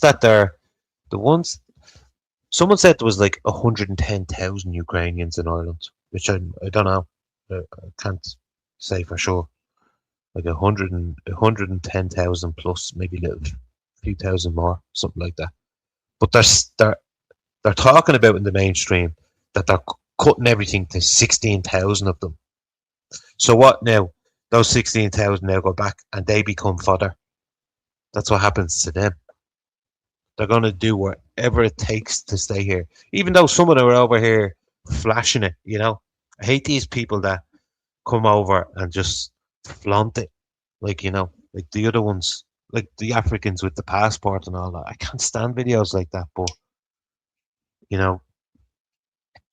when you look into some of them, they have connections to people that are in power. It's all there, but you just have to be arsed looking into the background of some of them, that way. But to see them flaunting, you're never getting your country back, all this sort of stuff. So with the Ukrainians, well, I've seen a few videos of Ukrainians, sitting in their apartment that they get given, or their house, and they're not working at all. They're just moping around on TikTok and showing you what they do, what they're making for dinner, blah blah, all this stuff. What happens to them if they're going to cut everything for 16,000 of them? Are some of them going to go back, and not kick off? I'm nearly sure some of them are going to just freak out and lose the plot. You hear stories of certain individuals getting cut off from the dole when they're here, and they end up going to the post offices and freaking out at people. Some assault people, because their money's getting cut off, so they just think, what the hell, I'm just gonna cause more. I'll go and get myself locked up and I'll get looked after, But even then when it comes time to locking one of them up, they don't put them away. They just slap on the wrist until you do something else. Brazilian quote me €600 a day for exterior paint. Jesus, 600. Now, Hugh, I'm a painter. That's what I do. Been doing that for like 24 years. And for an outside, like if you're the, what, 3-bedroom house, is it? Take me about 2 days to get around the whole thing. No bother. But €600 a day? I don't know about that. That's a bit fucking, that's a bit much. So we'll do the whole thing for 1,200 for you. So he's probably charging you that, and he'd probably take about a week to do it. Do you know that way? Watch yourself.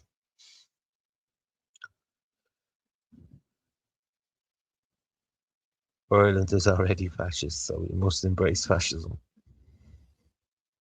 Remember Philip Dwyer going to integrate Ukrainian women and children, buggies and prams? Yeah, I remember that video, Shannon. Very well, yeah. And it was a guy saying, really. No, was it? What was it? Not Ukraine? Was he saying this guy? One of them was saying that. Yeah, he did come from there, but this guy also had Swedish citizenship. You do wonder how many of them have like multiple citizenships around Europe.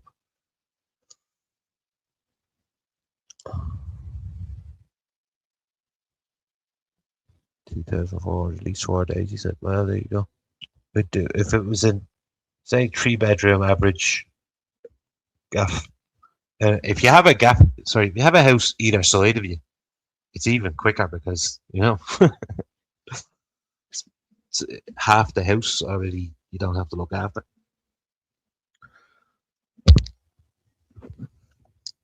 That's why got back into some work and only there, and it's like just perfectly timing with all the paintworks coming in. And for me, it's quite therapeutic paint. I'll do some sped up clips of me like changing me kitchen, so you can have a look at me painting skills. Apparently, Italians are giving out passports as long as they feel that. But they come here and just ditch them.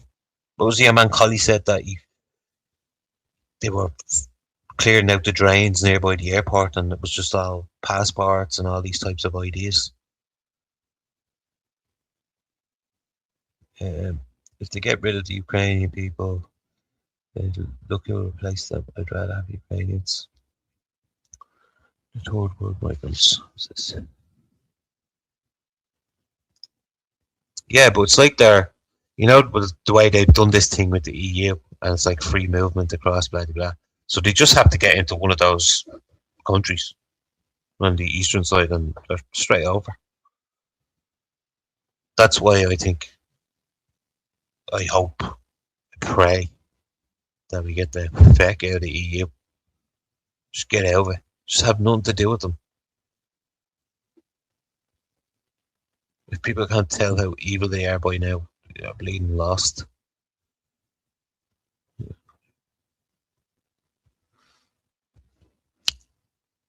What's this? Lunch at yeah, I remember this. Was found to have recently lost his. Yeah, that was one of the stories I remember. Remember, they actually had video footage of him, if I remember correctly. And to me, he just say it as it is. He looks Somalian to me. I also remember a video of one of them getting cut, and he was going in verbally threatening people. Give me my fucking money. All this sort of stuff, Irish one's just working in the post office. Had this big guy come in and demanding things off them. There's another video as well of one in town, and he goes into what it looks like some sort of signing on building, but he goes in demanding, demanding money off them, and they're like, "Look, there's nothing we can do here. You have to go to this place," and they were willing to give him the information, but he's just standing there holding his crotch, this fella, and he's like, "I don't care, just give me some money, and the girls, no, they're adamant, they've nothing. We don't stock any cash here, blah blah blah. And he's all right, fuck it. He goes, "Give me a smoke then. Give me a smoke." and they're like, none of us smoke here. And then he goes on to like threatening one of them and threatening their family, like their son and their daughter and all this stuff. It's just like the Irish people shouldn't have to put up with that shit.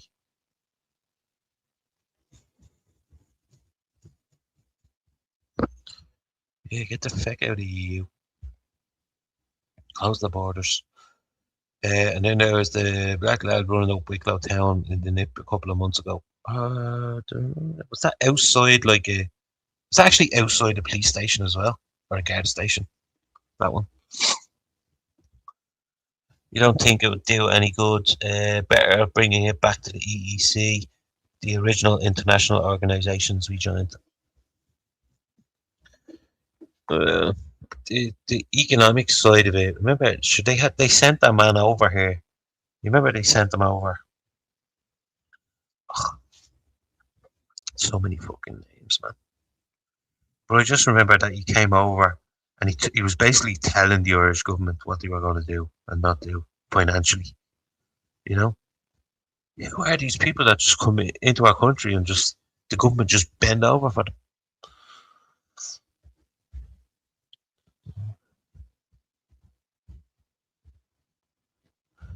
What else did I have? I had some other things. Right, so I showed you that one. Yeah, that's the thing. That's what they're doing to the lads over there, conscripting them over there. Let me just.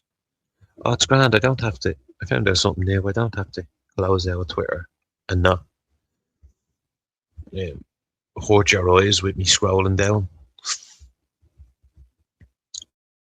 I just see hundreds of videos as well of all these lads getting caught trying to meet up with young people. Like, just so many of them. It's not as if I'm like getting tagged in them or anything, but just everywhere. Yeah,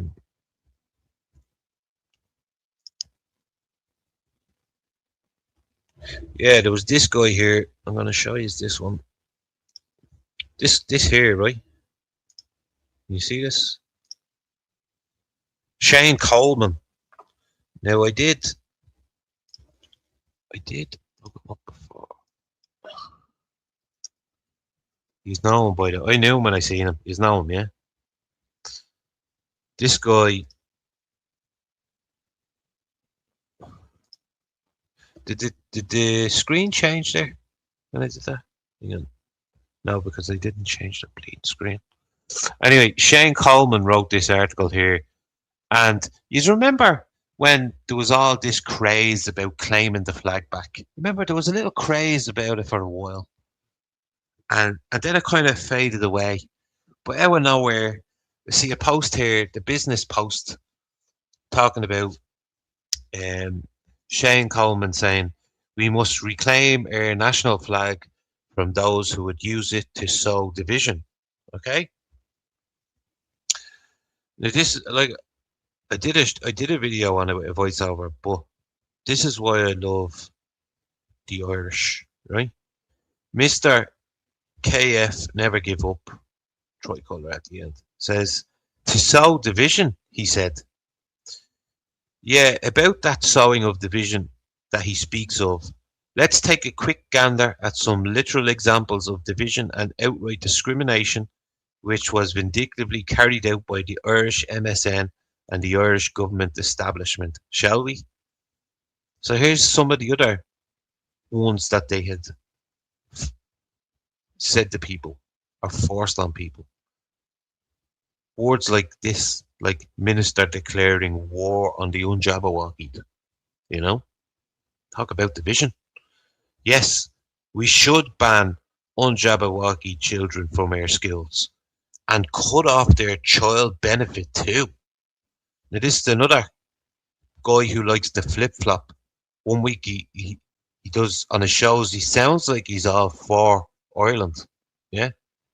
But then writes articles like that. And of course we knew they were all singing off the same hymn sheet. But to have a title like that, yes, we should ban Unjabawaki children from our schools and cut off their child benefit too. Like, how divisive is that alone? These are the same people that are saying they want to claim back the tricolour. Be good, and we won't punish you. Now, you can look at it and go, why didn't Martin kick off about that? Is that not a really divisive comment to make? But of course, this clown is making these sort of comments when he goes over to the likes of Brussels and all. This is the way he talks about Ireland, this fella. You know? So he probably gave that to the paper and said, yeah, that's good, roll with that. Be good and we won't punish you. Sinead Ryan, who's obviously one of the main streamers, it's time to up the ante with the anti-Jabberwockies amongst us. So for these to come out, even after it died down and it went away, it went out of people's minds about reclaiming the national flag from the far right. Yeah? Just remember what they did to all of us.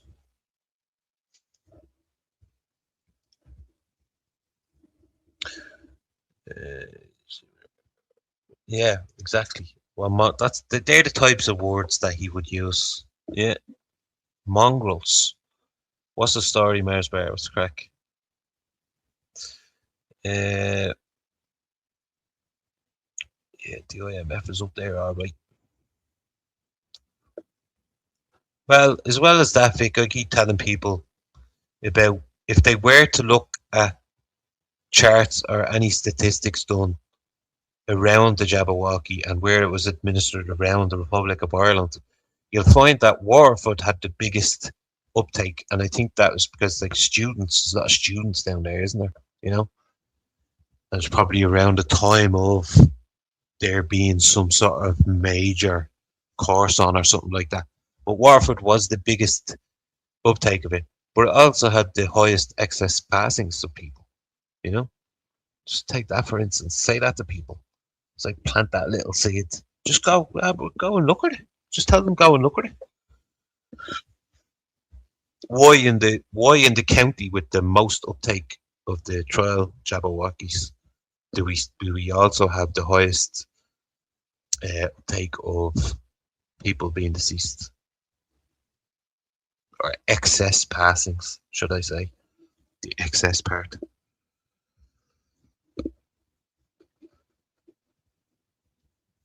The city of London.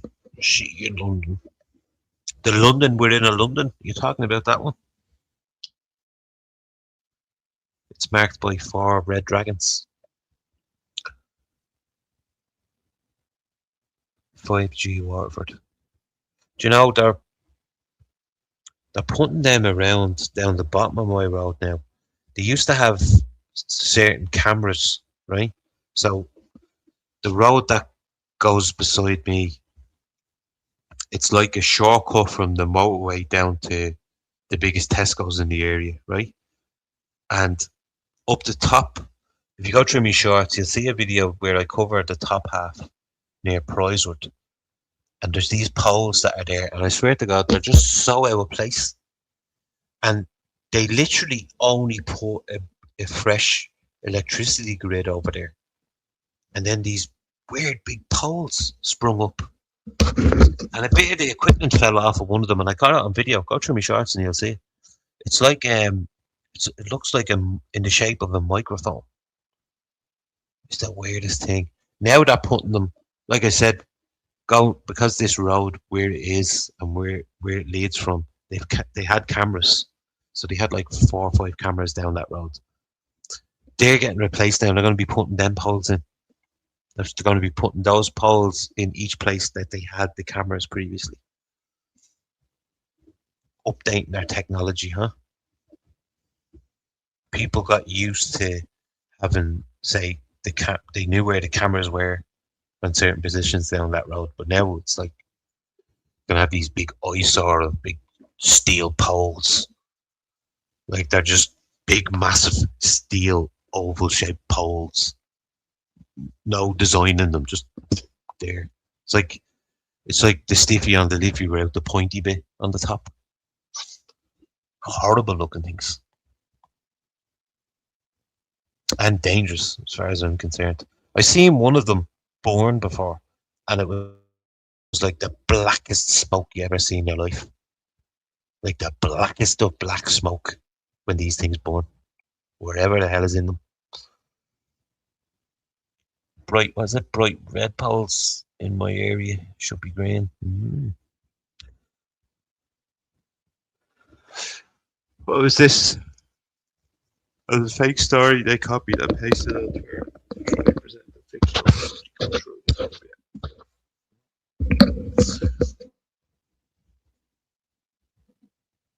Well, if people want to learn about this, if you want to learn about that, go and look up Max Squares.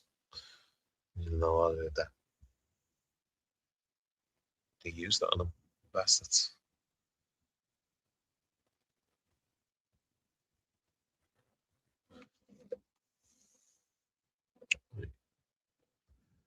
I am going to break that one out.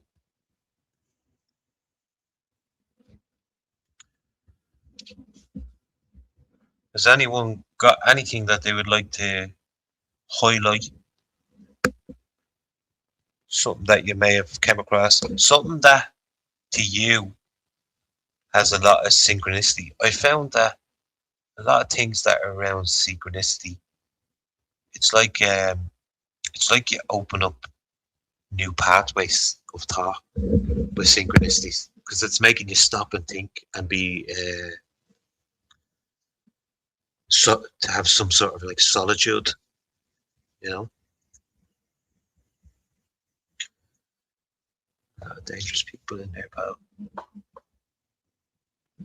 Yeah, the Falklands War's over. Oh, nice one, that man. I do like your little chats. Do have you on just there in the background if I'm doing stuff around the house or whatever. I'd like to see more of your. You did some photography, didn't you? Let's see a bit more of that. Hugo, Gemma, I've talked about her a good few times. God, even went marching with her. Well, not with her. I didn't know that she was going to be the one talking over speakerphone around. I just went in because I knew it was an anti Jabberwocky match. That's all I knew. And the likes of Andy Heisman were there as well, you know. But I think this is a personal opinion about the lady. I think what she's doing, because of everything that's happened, and you know, people thought she was off her nut talking about all this stuff many, many years ago. I think that she's just got to a point where she doesn't, you know, the reason she is the way she is because it's like a defense mechanism with her, where she was saying all the right things, and she still does videos and all. Do you know what I mean? Like, she still makes her own videos and stuff like this. But I think she pushes people away in the most, you know, outrageous ways, because she doesn't want anyone getting closer. She doesn't want to be affiliated with anyone. She just wants to say what she has to say, and that's it. Do you get me? That's my opinion about Gemma O'Doherty, anyway. And that's not making an excuse for it. That's just the way I see it. If I was like, I would probably talk about most of the things that she did talk about, and be so candid and open with it. You know, that she had so much hate come her way and flack and everything that everybody went after her. So it's just like, well, fuck this. I'm gonna just do my own thing, and I don't want to be connected to anyone.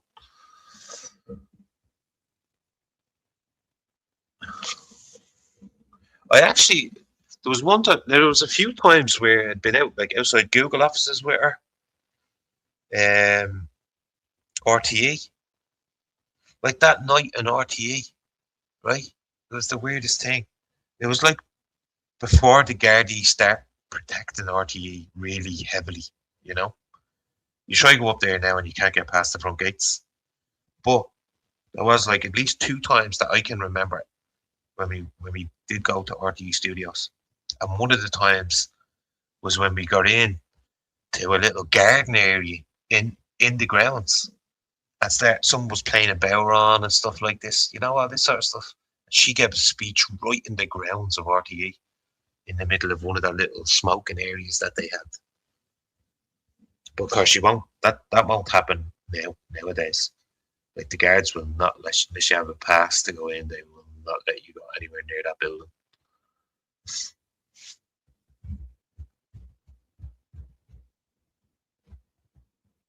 And deep down, I think she cares about Ireland. But yeah, like, a lot of people point out that didn't she like work for Dennis O'Brien? Was it Dennis O'Brien that she actually worked for? At one of these media outlets. Graham Jennings. Well, I'll finish off this by how I started it, which was talking about Mr. Carey, Mr. Graham Carey. Yeah, like I said, great admiration for him. Love his passion that he has for this country. The religious thing can scare people. We all know that. But I could sit there and I could listen to him and just listen to him. Very good at explaining things, the way it's happening, how it's happening, and pointing out the main fact that, you're being fucking replaced, people. Like, wake up and smell the bleeding coffee. You're being replaced.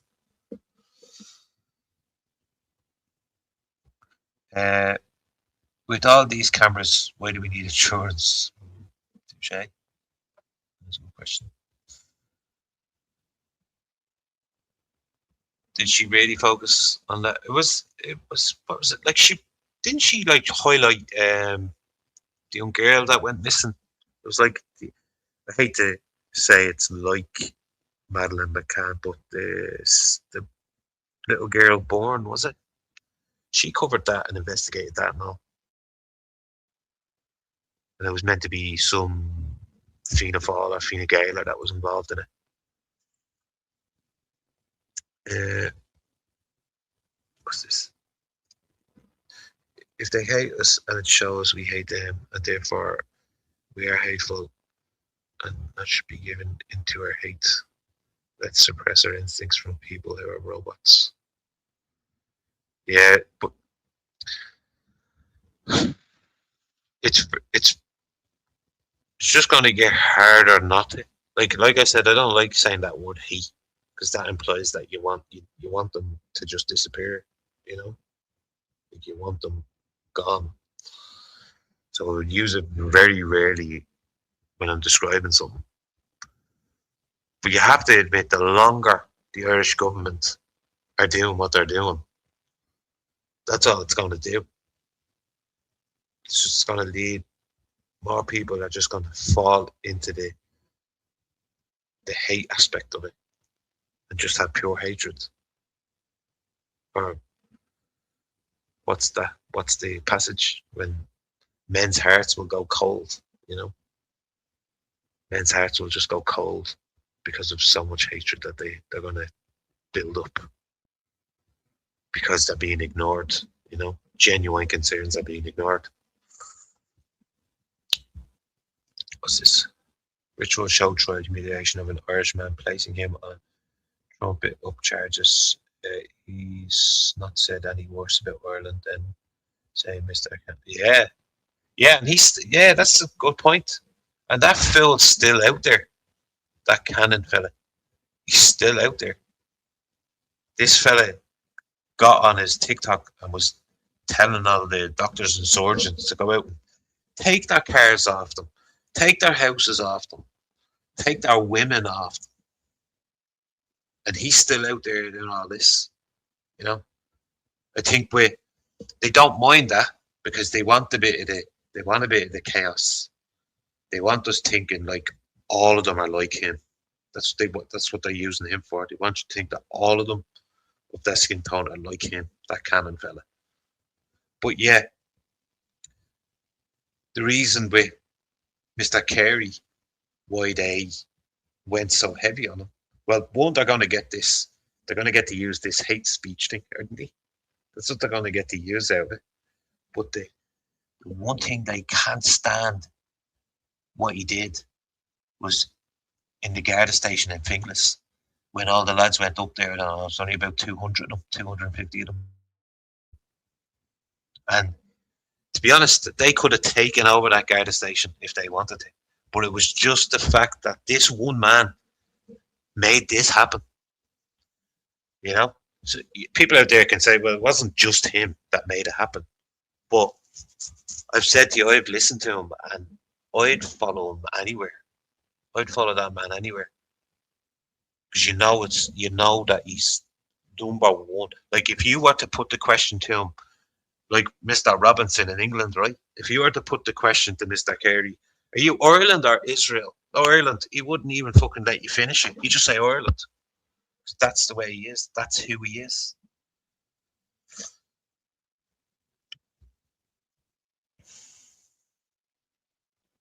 Always had the time to stop and chat with you. Always made time, you know?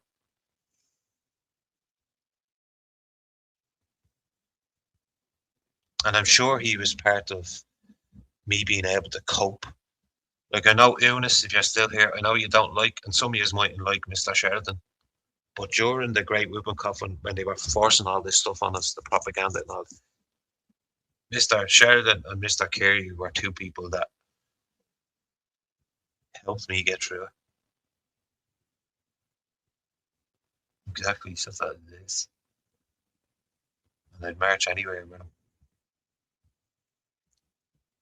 Into battle, as they say.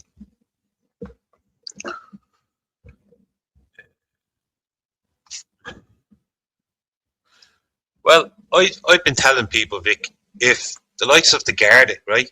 If the likes of the Garda come up and start talking to you, just do not say anything.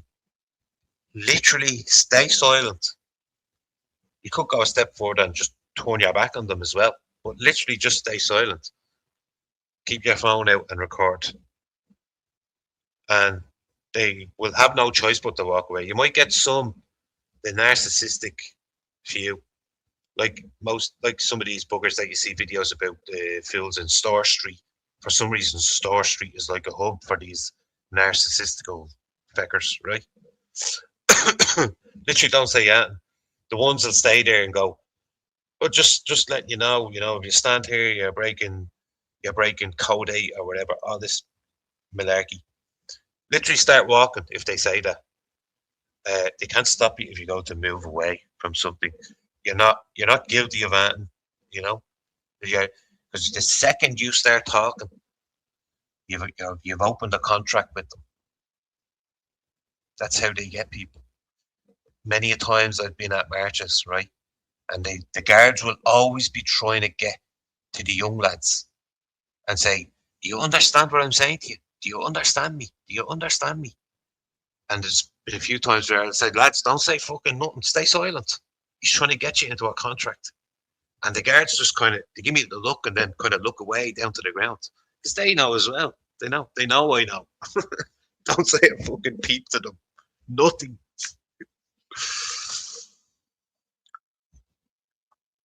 Hang on, what would that thing that I have here? Yeah. I'm gonna have, before I go there, throw a few questions in at me. You just know I like random questions. Unless have people been asking here, I can't. The chat was flying there for a little bit. I have to go and have a bath and all. Some more painting tomorrow. And I'd be offering, this is just something on the side. I'm gonna get some cards done up for me painting services. So not if you're now, if you're down the countryside or you're on your own, right? Not getting a train down. But if there are people in Dublin, I can travel all around Dublin. If there's people to get some painting done, find me a man. And good, yeah, good quality with me. 26 years experience. You know what I mean? But yeah, if there's anyone with some questions there, what's this about the Chinese? China! It's China! The Chinese do Falun Gong routine in the town every Saturday, which is. Was that the group? Was that the group in yellow? I've seen a video, right? Of. I don't know if they were. I think this lot I'm thinking about were Japanese. But correct me if I'm wrong. They were in yellow outside the GPO, yeah? And was a Tinker, that guy? And then he literally turns around and there's a lad trying to preach the Bible. And there's 3 guards around him. So it's all right for them to do their religious thing. But as soon as there's a Catholic man speaking the word of the Bible, no, no, no. Can't be having that now. We can't be having that. There's definitely something that they fear. They fear something in them words. Otherwise, they wouldn't react like that. They'd be just like, yeah. He's just planting about his God. Like how these people, like these Asian people, can show their appreciation for their God in front of the GPO, and we won't bother them. But one Irish man speaking about the Bible, oh yeah, man, we have to stop him, lads. We have to stop him. It was them, was it? All right, but that's the same video I'm thinking of. There was loads of them. There was about close to 40, 50 of them outside the GPO that day. And they had basically taken over all the middle island, you know, on that road. The whole middle island. Ah, lovely. Yeah, I'll get them done up, Rob. I'll get them done up. And I'll do a post about it. So, or I could just do up the design, couldn't I, and post it? That's correct. Let me see what I have. Oh, there's many uses for the color yellow. One is to relax you and, like, you know, mellow you out. It mellows you out. That's why they have you. This is why Sky News use it, by the way, people. They use yellow all the time because subconsciously it's relaxing your mind while they feed you all this fucking terrible information. You get it? So subconsciously it's going in there, literally just because of what the color yellow does to you. And bam, you just fill their head with shit.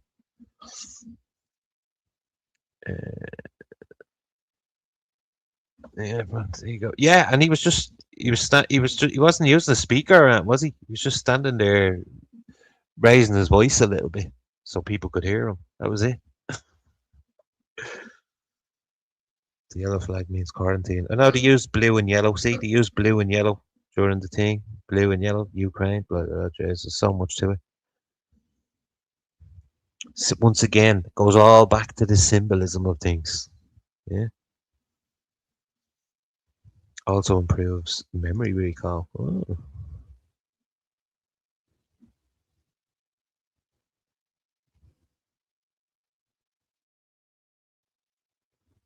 Exactly, Stephen. Exactly. Because literally, the minute you open your mouth and start talking, that's it. He has you by contract, verbal contract, and these buggers will take you to court and drag you through court for 7, 9, 12 months. You know, if it's, like I keep saying this, if it's state provided solicitors that they give you, just go and scrape wherever you can and get your own private solicitor. Don't take state solicitors because their job is solely there. They're solely there to keep this gravy train going for them. The one I had twice said to me, if I wanted this all to end and just finish, go in and plead guilty. I said, go and ask my bollocks. Why would I ever?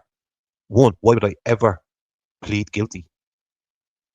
Two, why are you telling me to plead guilty? You know? And then when everything, at the end of the 9 months, they had me going back in and out. 9 months, maybe 5, 6 times I was in and out there. And at the end of the thing, he sees me outside and he goes, I said to him, I said, I'd rather have, there was one girl who actually stood up for me and got everything sorted like that. I said, I'd rather have her. Why didn't you just assign her to me at the start of all of this? And he goes, what do you mean? I said, well, the only things you've done for me is say, go, if you want it all to end, go and plead guilty. I mean, is that a good thing? He goes, it's my job to tell you both sides. I said, but that's the problem. I said, you were only telling me one side. You never talked about being innocent for a second. It was just all guilty, guilty, you know? And then he's kind of, his eyes went to the sky and walked away. And I said, in future, if I'm ever in trouble, I'll hire you. I pointed to the girl, good looking girl. I said, young, she's bleeding 38, 39, something like that. But she was on the ball. Look, lads, you have nothing on this chap. What are we doing here? Could have just done that at the start. But no, this judge, whatever was signed on my sheet, this judge was just following the order that was on that sheet in front of him. Because even when I was there and I caught the guard out, this guy who was saying he was the guard that arrested me, I'd never seen him before in my life, you know? And I hadn't been smoking so my memory was good, you know what I mean? I caught him out 3 times on blatant lies. You could tell, even though you could see the way the judge was watching everything. And there'd be times where the judge would look at the guard and the guard would look down to the ground. And it's just blatant lies. But at the end of it, he'd always, until your woman really pushed it and said, you start fucking nothing on him. Why is he even here? He said, well, he pointed at the sheet in front of him. You know, well, this superintendent wants you to come back again. I'm like, for what? The guards have asked for an extended 2 months to look through CCTV. I know some of you are probably sick of me repeating the same story, but this is the literal truth of what happened to me.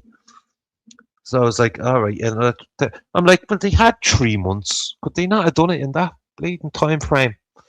Well, they've been granted the 2 months, so we'll have to see it back again in 2 months. I'm like, this is a load of, under my breath, this is a load of bollocks. You just seen him blatantly lie to you. He's lying to you, Judge. But even you just blank that. Doesn't matter if the guard is lying. This sheet is saying you have to come back in 2 months. Huh? Joke, absolute joke. This country. So the night I got when I was first arrested, the night they bring us in that night into court. The day we were arrested, they bring us in that night to the court. And it was when I was walking out at like 2 o'clock in the morning or something like that. I was talking to, there was actually a culture guard, and this was the one of the few was like, yeah, all right for a drink, do you want a drink of water, blah blah blah, all this sort of stuff as I was walking out.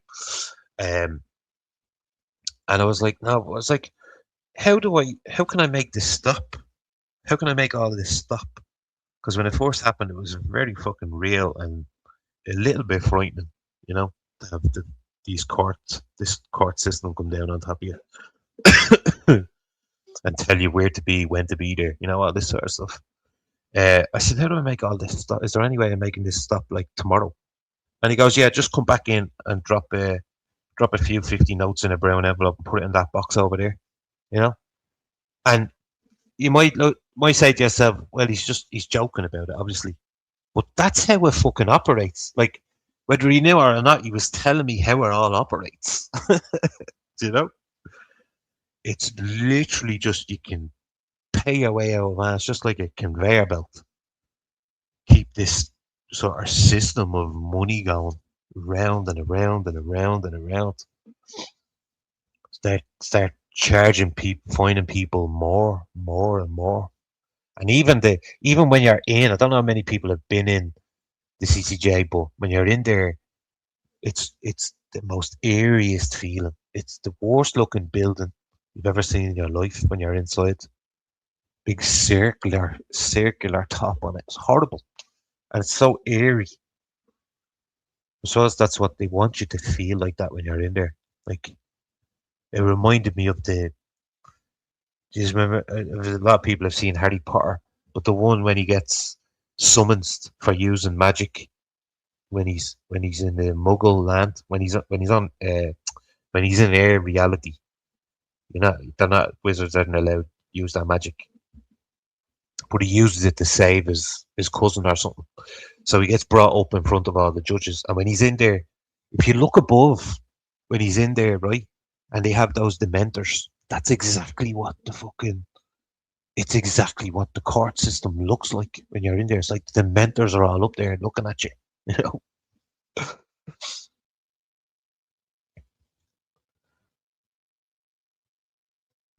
Patrick McCreel in the High Court. Okay. What's that about, Stephen? Patrick McCreel. Yeah, it does actually, Paul. It does look like the Tower of Babel after it was destroyed. It's the same with the who have the same building. Is it the UN? They have the same building as well. It's like the Tower of Babel, but after it got destroyed, chopped in half. I got trumped up charges in the Omni in Afghan Open, the Jack Star. I had a beer, as always done. Years there was white. Let's be chased to the place. They stung my one of my cousins for literally like it wasn't even a 5 spot, it was like a 3 spot. And like they bring up the court and all for that. A complete 3 spot. The things that they do. Like you know my views about the Garda. If they're not being a whistleblower or anything by now, then they've they've truly just shown who they're gonna side with, you know? But when I was younger, there were a few that sort of they joined the force for the right reason, let's just say. You know? Which when I was younger thinking about joining the force because I thought it was something completely different. But well. But anyways, I need to go and have me bath because I'm up early as well. I hope I don't fall asleep in the bleeding bath. It'd be bad, wouldn't it? Far right Eula dies in bath ritual. Jeez, I shouldn't be chatting about that stuff. Whatever. Anyways, I'm gonna love yous and leave yous.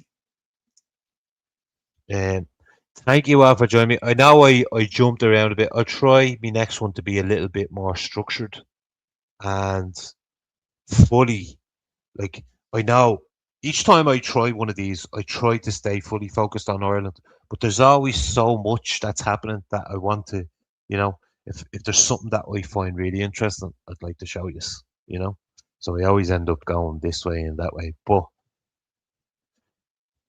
I am in the next one going to try for a full Irish, 100% Irish. I can't speak Irish, but focusing wise videos, images, all that sort of stuff.